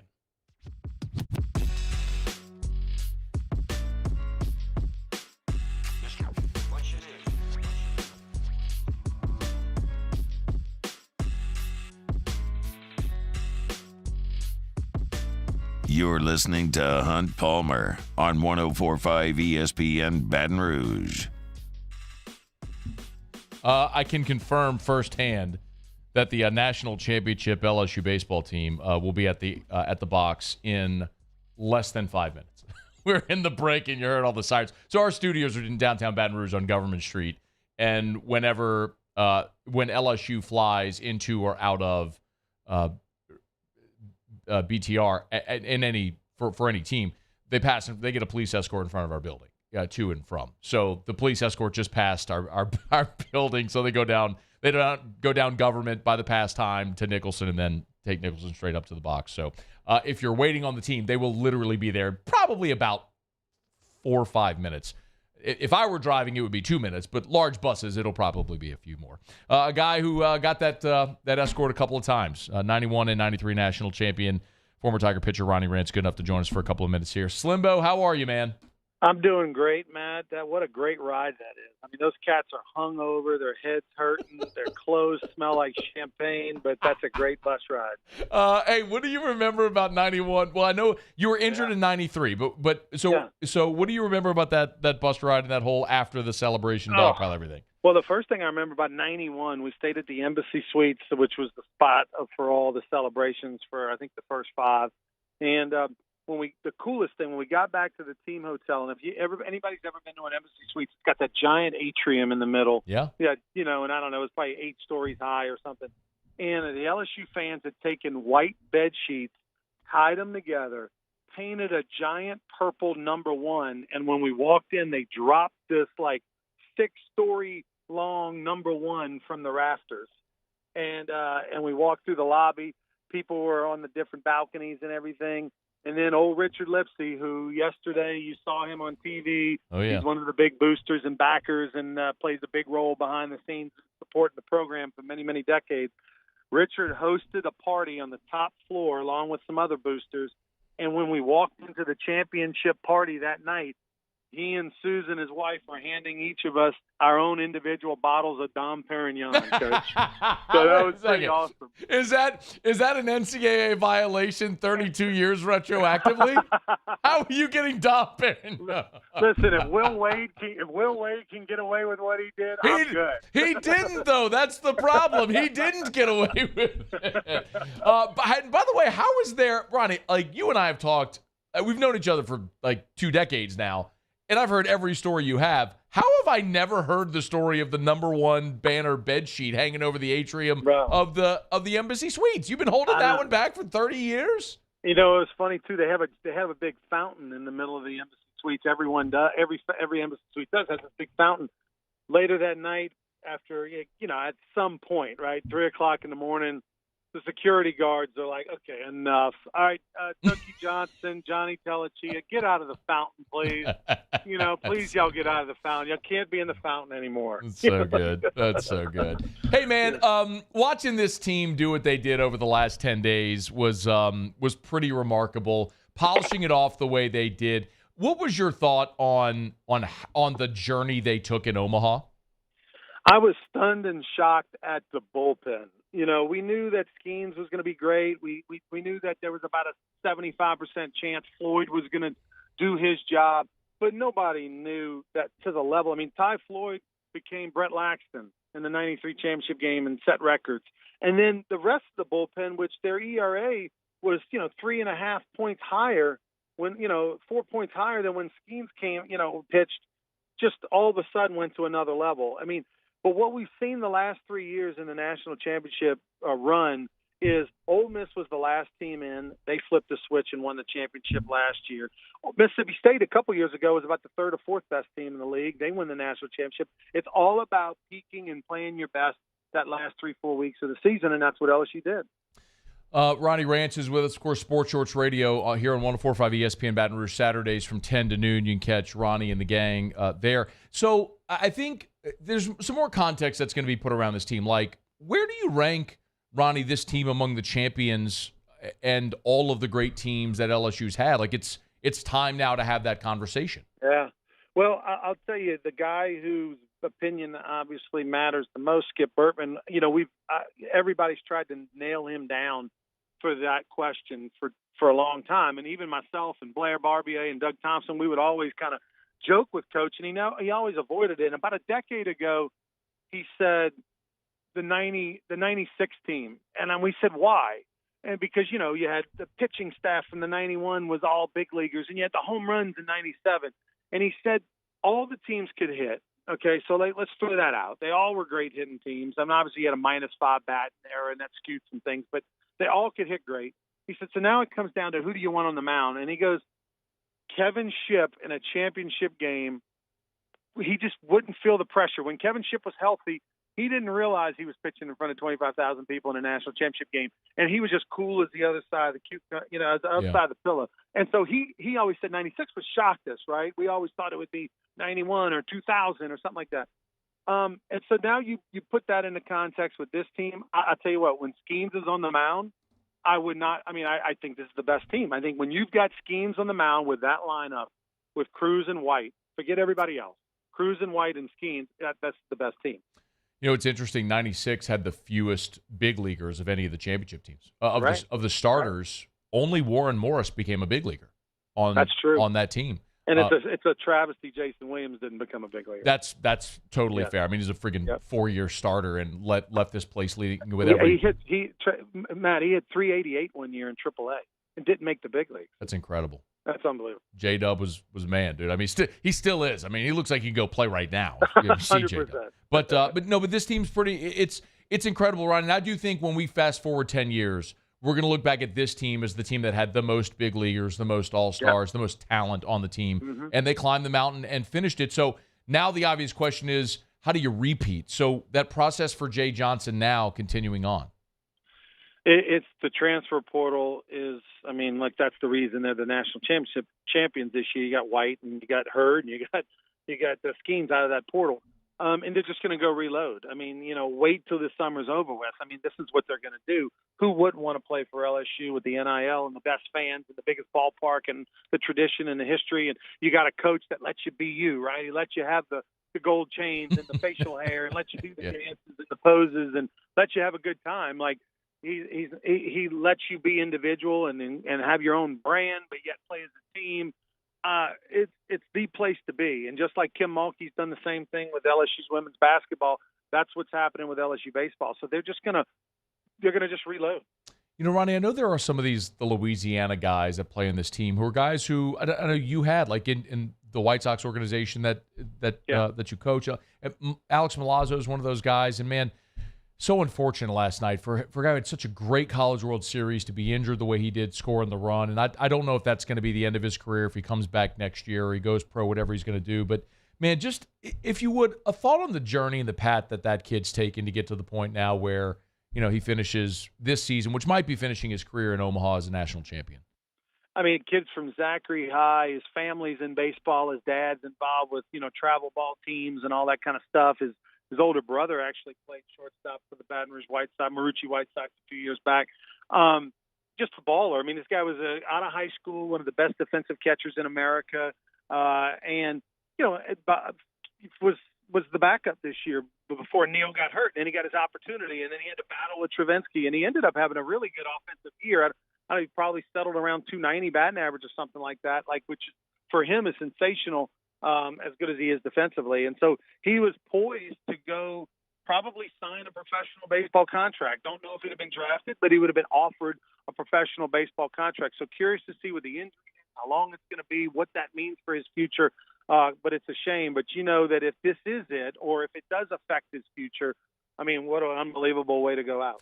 For so many of these guys. Ronnie, last thing, the thing that every LSU team has in common, every one of these championship teams, is, you got great talent, but you've also got those Louisiana guys. Yeah. Right? So when you look at guys like Gavin Dugas and guys like Cade Beloso, and I'll start naming them, I don't want to leave them off, but how could you not think about guys, like a Chad Cooley or guys who, were Blair Barbier, who you mentioned, guys who've been part of these programs that have been part of national championships. What would you say? How would you sort of put a bow on this season for those guys who stuck through it in this program? Well, I mean, it means more. It just does. And that's not to take anything away from the guys like, Mike Kerner and Brett Laxton that married local girls and stay here, and Brian Tallett, guys that came from other states, Brad Cressy, that were legends that came here and have made Louisiana their home. But it just means more. I mean, for Cade Beloso, the guy grew up, Gavin Dugas, these guys grew up dreaming of being a Tiger. They didn't dream of being a New York Yankee. They grew up dreaming of being a Tiger first. And they get that. And they grew up of being in that fraternity of being a national champion, because unfortunately at LSU, they don't have reunions for SEC tournament championship teams. Yeah. They only have reunions for national championship teams. And now they get to have that reunion every 10 years or so. And they'll be remembered forever. And so it means more than when their parents go to work every day. I mean, everybody at the office is asking their parents, hey, what's going on with the Tigers? And, and it means so much to them. And I hope Jay Johnson doesn't lose focus of that, because he's from California. He's going to recruit nationally. He's got the portal. His world is his oyster. He can go get kids from anywhere. But I hope he understands the value of having a core of Louisiana kids that will come for nothing, for no money, and will leave it all on the field for 4 or 5 years. And because I think that matters. I think that's the heartbeat of the team. Well said. Ronnie Rants, Sports Shorts, right here Saturdays 10 to noon. Of course, owner of the Baton Rouge Rougarou as well. We got games on during the weekends, Rougarou games on during the weekends. When do you guys play next? We play next this Friday and Saturday, but how about this? This Friday, thanks to Gordon McKernan, who, by the way, throwing out the first pitch. Nice. And coaching first base, full uni. But wait, Gordon McKernan is sponsoring the night. Everybody gets in free this Friday night to the game. You just got to show up. And we're going to have Jerry Lane fireworks during the 7th inning. Oh, that's so good. Gordon, so this was not planned in any way, but I do have Gordon coming on the show on AFR. Nice. I got him coming on at 5 o'clock. So, I mean, look, ask him about it. I will. There was the Jello shot thing. He's done a lot of NIL deals. Yeah. There he is on TV with Kim Mulkey. Kim was sitting. If you saw Kim on TV, Kim was sitting between Gordon and his wife at the game last night in Omaha. But anyway, no, that's fantastic. If you're looking for some local baseball and some good family entertainment, go check out the Rougarou. The website's brrougarou.com. All right, Ronnie, we appreciate you, man. Thanks as always. Thanks a bunch, Matt. All right, be well. That is Ronnie Rants, 2-time LSU national champ. Ronnie was part of those teams that got it started, man. He was on the 91 team, and as he's told, he was injured in 93 and didn't get to make the trip, unfortunately, because of that injury. So he wasn't on that travel roster to Omaha, but part of 2 national championship teams, the teams that got it started for LSU, and obviously you're continuing to see now a new era as the 3rd baseball coach in LSU history now has won a championship. Skip won 5, Paul won it in 2009, now Jay has a championship, and it certainly feels like he's just getting started. Okay, it is the Hunt Palmer Show. Matt in for Hunt. AFR is coming up in about 30 minutes, so I'm not going anywhere. You got 5 straight hours of me today. Yay. Michael Cobble, who's been with the team for nearly 2 weeks up in Omaha, he's traversing his way to and fro back home today as well, and I think he might have actually touched down, so we'll check in with Cobbs when we come back here on the Hunt Palmer Show. This is Hunt Palmer. In times of need, get a full list of phone numbers, websites, and other important emergency information on the Demco Stormwatch page at 1045ESPN.com.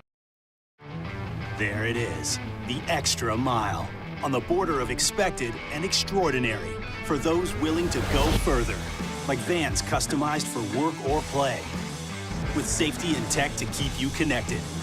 Supported by a 5-star sales, service, and finance team, and backed by the 1-star you know. So go the extra mile. It's never crowded, because so few have what it takes to go there.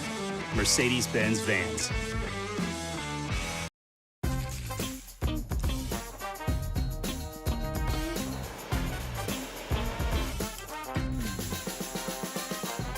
The best kept secret in town is out. Discover Tallulah at the Renaissance Hotel on Bluebonnet. Follow us on Twitter at 1045ESPN to cast your vote in the Citizens Bank and Trust poll of the day. Vote daily inside Off the Bench, live at lunch, Hunt Palmer. And after further review, Citizens Bank and Trust brings you the poll of the day via Twitter at 1045ESPN. Oh, hey, what's up? It's Big D and Bubba, 100.7 The Tiger Morning Show. We'd love for you to join us every weekday, 4 a.m. till 9 a.m. Yeah, everything you want in a show. Country music. We got laughs. We got celebrity in-studio guests. We just need you. Join us every weekday morning, 4 a.m. to 9 a.m., right where it all started. That's right. Louisiana's country station, 100.7 The Tiger.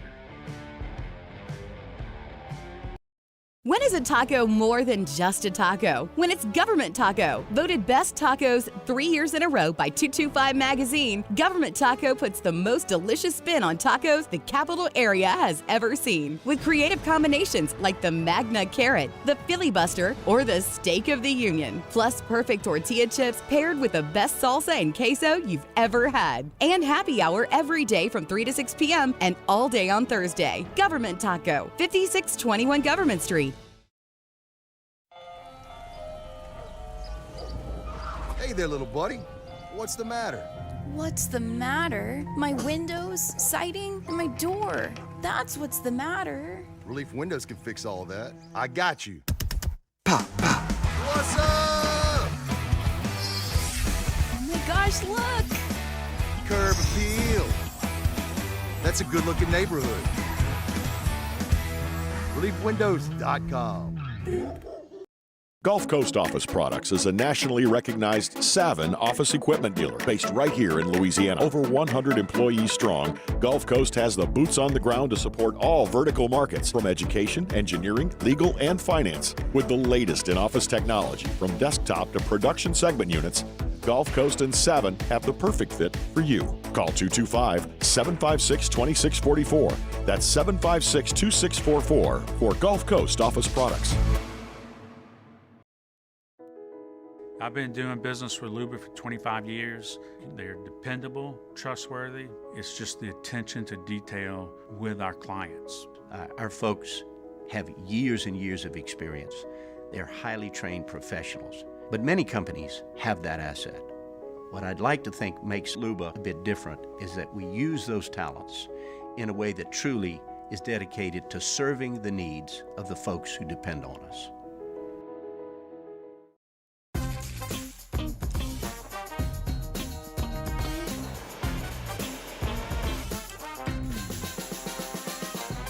The best kept secret in town is out. Discover Tallulah at the Renaissance Hotel on Bluebonnet. All right, let's say ah. Join me, Jimmy Ott and Charles Hannegriff. That's right, Hanny is back. We're live at Snows Seafood and Steak for the Wednesday edition of Live at Lunch. Live at Lunch, live from Snows, 11 a.m. to 1 p.m. Live at Lunch on 104.5 ESPN Baton Rouge.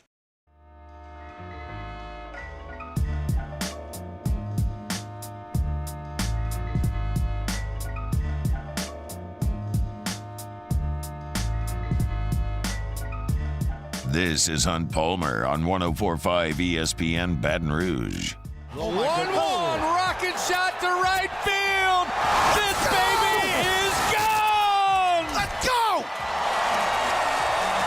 Braden Joe Bear with the smash, the flip, and a 2-run bomb makes it 18-4 LSU. The Tigers piled it on. Chris Blair, Doug Thompson there, the call on the LSU Sports Radio Network.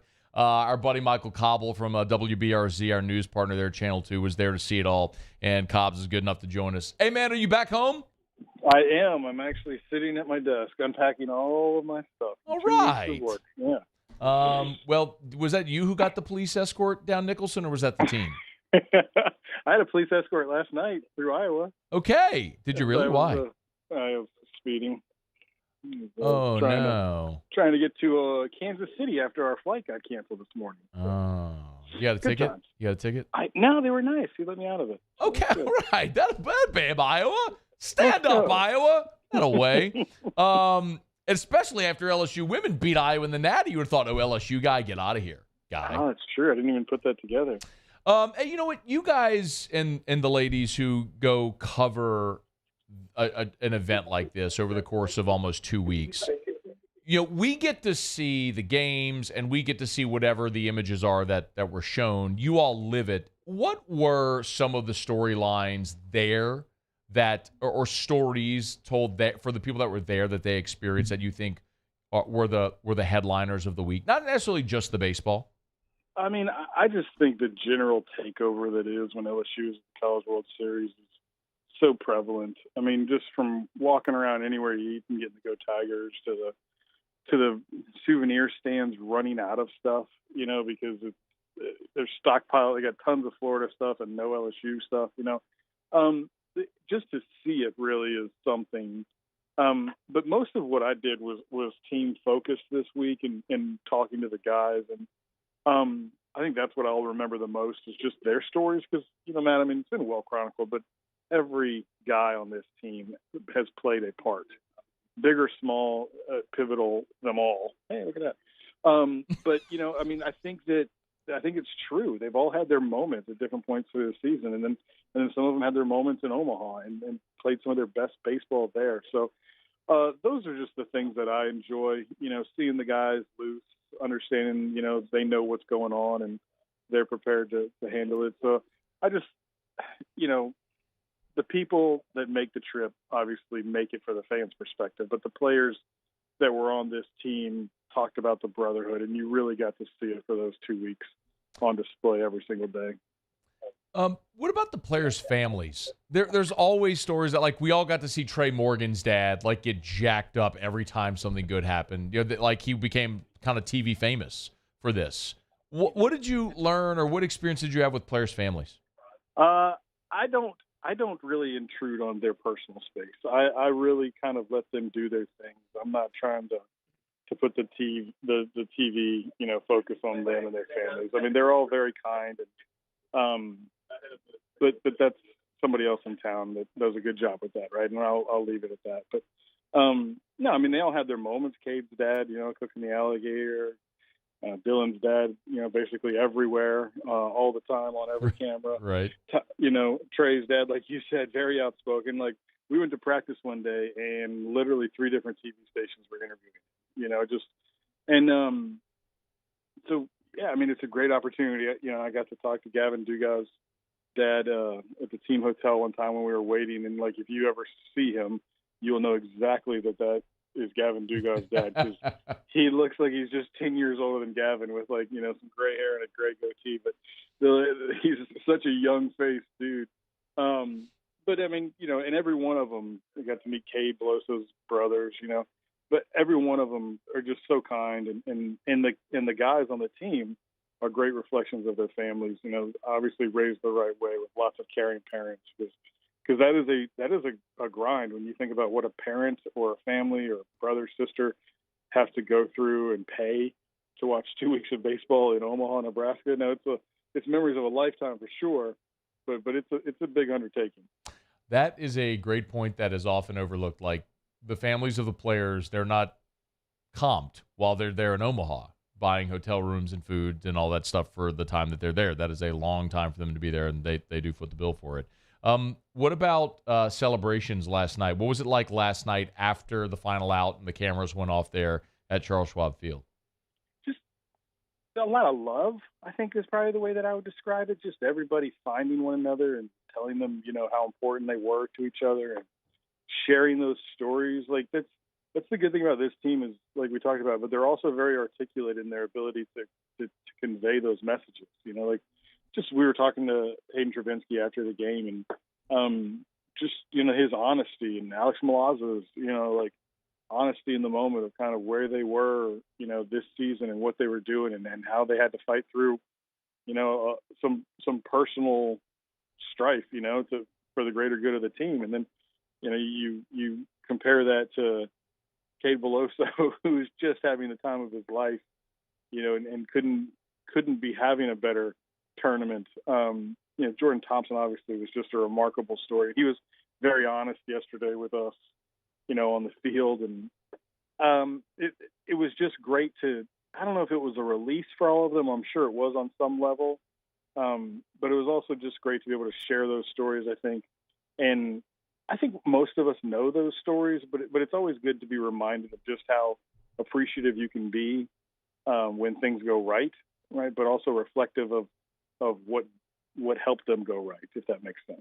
He's on Twitter at Cobble, WBRZ Television. So you mentioned Jordan Thompson being honest with you on the field. What were some of those conversations like? I mean, I saw the post-game press conference in the press room setting, but what can you tell us about those conversations on the field? Well, he cussed on live TV with us, so that was fun. What did he say? I missed it. What did he say? He basically said that yesterday didn't mean S, and and like he said, if I can excuse my language, it doesn't mean S, and like, but I mean, you could tell, like you could tell that he heard it all, he saw it all, right? And yeah, he was very generous, I guess, in his approach to it. Very, very much so, taking it in stride, and not one bit of I told you guys, shut up kind of thing. No, but just again, the idea of like that's what he worked for, and when you go back and you listen to those press conferences, or you read their quotes again, you're going to see that almost every one of them is talking about somebody else, either doing it for somebody else, or because of somebody else, or amazed at the efforts of somebody else. It's very very thoughtful and very sharing in their accolades. A couple more. Do you have an update on Milazzo's injury? Did they share anything? Yeah, he broke his fibula, is what he told us last night. And anything beyond that as far as recovery? Surgery required or anything? Yeah, he was high on life at that point. So we didn't. It'll hurt a lot more today than it did last night. Exactly. No, we didn't really go into it, because again, we were just so excited for him, and kind of getting to see his path. Yeah. It says, I'm proud of that guy, man. So every time we talk to him, Milazzo always says, I'm proud of that guy, man. So it's just funny when you start talking to them because you start to take on their mannerisms and stuff. And 2 weeks with them is a lot, like they're great and they're kind to us because they see us a lot, and we're fairly intrusive, but it was a lot of fun. And again, that's the thing that you're afforded with baseball over any sport here at LSU is you get to know the guys or girls a little bit better because they're not as restricted. You kind of get to hang out with them and share some jokes and laughs and stories and, find out things about them that make them tick. And I think it pays off because then you're more willing to tell their personal side of the story, not just their athletic accomplishments. They were definitely a fun group to cover.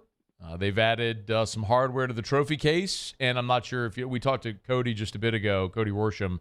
Apparently, the new Intimidator is already going to be ready for tomorrow's celebration. Is that right? Wow. I just saw Jay Johnson tweet out that they've got the interior graphics already updated with College World Series titles. So, wow. So that's pretty awesome. But, yeah, man, it's rare that things deliver, right? And we talk about Paul Skenes so often in that regard. But this baseball team, when you think about it, and Jay said it earlier in the week, he said there was so much pressure on them to be perfect. And man, if they weren't, right at the end, it's just a real tip of the cap to them to fight through all comers, and really some really good teams. But, Matt, that was probably the best college baseball I've ever seen in my life. The quality of the competition and the games that we saw outside of one, I'm sure we can all guess which one, but it was phenomenal. I mean, and Jay talked about it. They got the toughest bracket, they got the toughest teams, and they wound up getting most of the toughest pitchers. And they found a way to fight through it. And everybody was rewarded with great stories and great moments and heroes. And that's the thing. Like, you think about the guys that you don't really share their stories. Even they step through, with big moments. Pearson, Joe Barrett. They all did something. It's just remarkable. I'm so happy for all of them because, they will remember this the rest of their life, and they will be remembered for the rest of their lives. So true. Only one team, we say it all the time, only one team gets to win the final game. But when it's the team you cover, the team you cheer for, whatever it is, you just get to expose and elaborate so much more on all the good of a season like this, of a group like this, and it's been a lot of fun. So, job well done there in Omaha, Cobbs. We appreciate it, man. Y'all check out Cobble tonight on WBRZ. Channel 2. Oh, your boy's going to sleep. He hasn't been to sleep all since yesterday. So he's going home going to sleep. But we'll be doing something tomorrow with the celebration. I know we'll be doing a post-game show kind of recapping all of it. And Cody just tweeted out a picture of the Intimidator. It's blank right now, so they must have something going that they'll unveil tomorrow. So that's pretty cool as well. Well, as I told Cody when he was with us, there's a rather large sign company in Baton Rouge that I think could get a pretty quick turnaround time on the Intimidator. So might know a guy or two. Right? I think you can make it happen. All right, Cobbs, job well done. Thank you. Thank you, Matt. Take care. Take care. That is Michael Cobble. Look, when we do this job, meaning media, sometimes you lose sight of the fact that you get to cover sports for a living. There are very long days, and there are a lot of instances where instead of celebrating a championship of your favorite team, where a lot of us went to school, you're covering it, and so you're around it, but you're not shotgunning beers or doing Jello shots. You're working, but sometimes you still never lose sight of the fact that it is so cool to do what we do. So anyway, you can pull this up again, Jacob, if you would. So this Jay Johnson just tweeted this picture a bit ago from the team room there at the box. They've already got there's a wall or a pillar there in the team room that has national champs in big bold letters. They've already added 2023, And then on the left, on the wall, which it looks sort of like wallpaper, they've already got that updated as well. So or I guess it's stickers that they've already added 2023 for the regional, super regional, and the national championship year. So very cool that it's already updated there. And tomorrow at the celebration at the box, they will unveil as they've hinted at it, but hinted in a not so subtle way that there will be a new Intimidator unveiled tomorrow at the championship celebration. Yeah, here's the picture quote. If you're watching on YouTube, here's the picture that Cody tweeted. Here's a picture Cody tweeted just a bit ago of the blank Intimidator. So the old Intimidator has been removed. The old vinyl has been removed, and a new one is going to go up for the celebration tomorrow. Okay, it's Hunt Palmer Show. Matt sit in for Hunt. One thing left to do. We'll do a little LSU baseball version of Take Her to Leave It to wrap up. Stick around here. Hunt Palmer on 104.5 ESPN Baton Rouge. One Bath and Closets, onebathandclosets.com is the website. Look, not a great time to move for some people, but you can still improve your living situation. That can start in the bathroom with a total renovation. You can make one call. You don't have to call a floor guy and a plumbing guy and a shower guy and a lighting guy. Nope, you call one guy, David Ball, at One Bath and Closets. They handle everything from start to finish. It can be a full-scale renovation. It could just be a tub-to-shower conversion, something simple that doesn't take a lot of time and is very cost-effective, but it changes the aesthetic and the functionality of your bathroom. On the closet side, do you have enough space? If you do, good. If you don't, change it. One Bath and Closets can come in and customize a closet to your needs, and they do it every single day. So onebathandclosets.com is the website. You can go to get a free consultation there, have David Duvall and his team come in and tell you what they can do with the space that you've got provided for them. And you won't regret it. Onebathandclosets.com is the website. Onebathandclosets.com. Our listeners fire off their opinions on the jimsfirearms.net hotline at 499-1045. Keep listening for your next chance to shoot us your thoughts with the jimsfirearms.net hotline on 104.5 ESPN Baton Rouge. Follow us on Twitter at 1045ESPN to cast your vote in the Citizens Bank and Trust Poll of the Day. Vote daily inside Off the Bench, live at lunch, Hunt Palmer. And after further review, Citizens Bank and Trust brings you the Poll of the Day via Twitter at 1045ESPN. The world's leaders in obesity research, obesity medicine, and obesity science are right here. We're doing something that no one's ever done, or trying to answer a question that no one's ever asked before. Pennington is a real jewel when it comes to research. We are finding the solutions to the world's worst chronic disease, which is obesity. Louisiana needs Pennington Biomedical.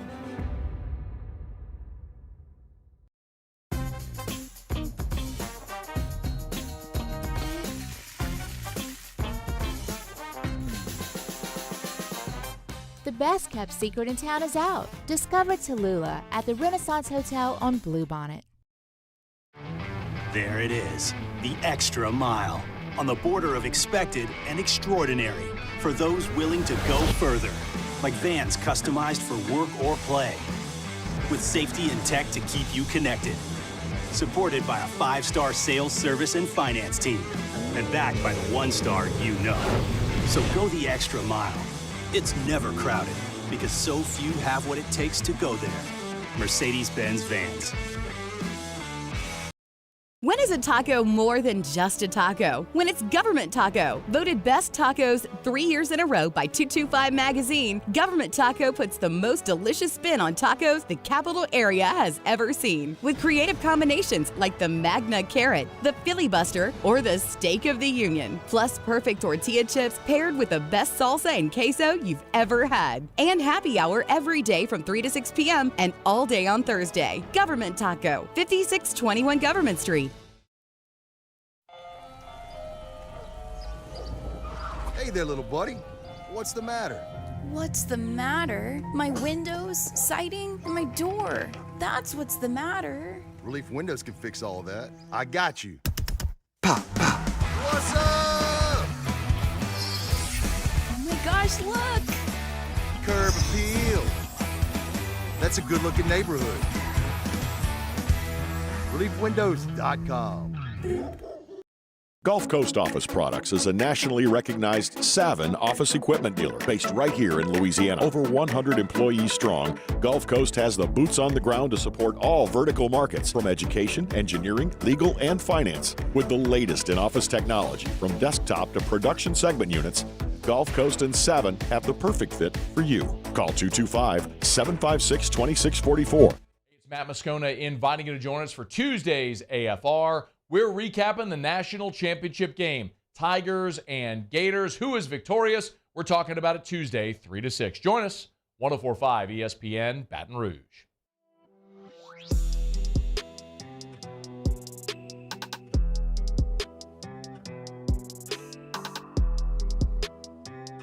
This is Hunt Palmer on 104.5 ESPN, Baton Rouge.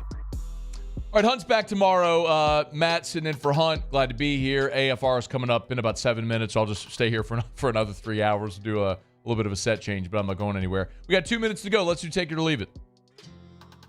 All right, first one here. LSU 68,888 Jello shots. Record will stand forever. Take it or leave it. Leave it.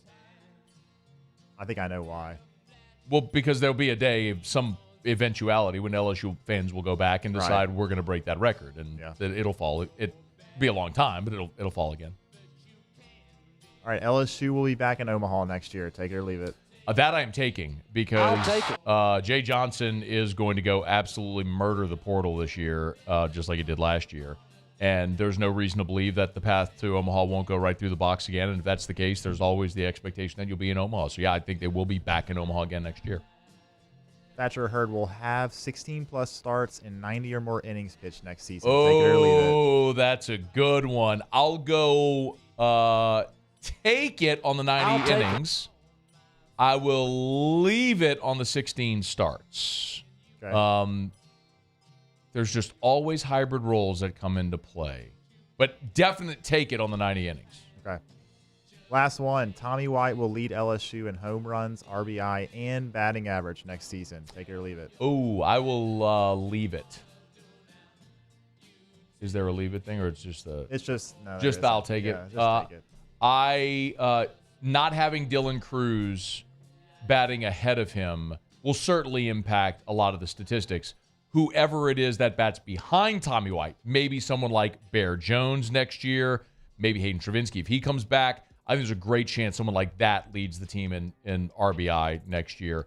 You have a great chance of leading in homers because he's going to have the ABs to do it, but I think a lot of teams are going to very wisely pitch around Tommy White next year. All right, that's take it or leave it. That's going to do it for us here. AFR is coming up. Casey Beck, appreciate y'all. Go Tigers. Hunt is back tomorrow. AFR is coming up after SportsCenter.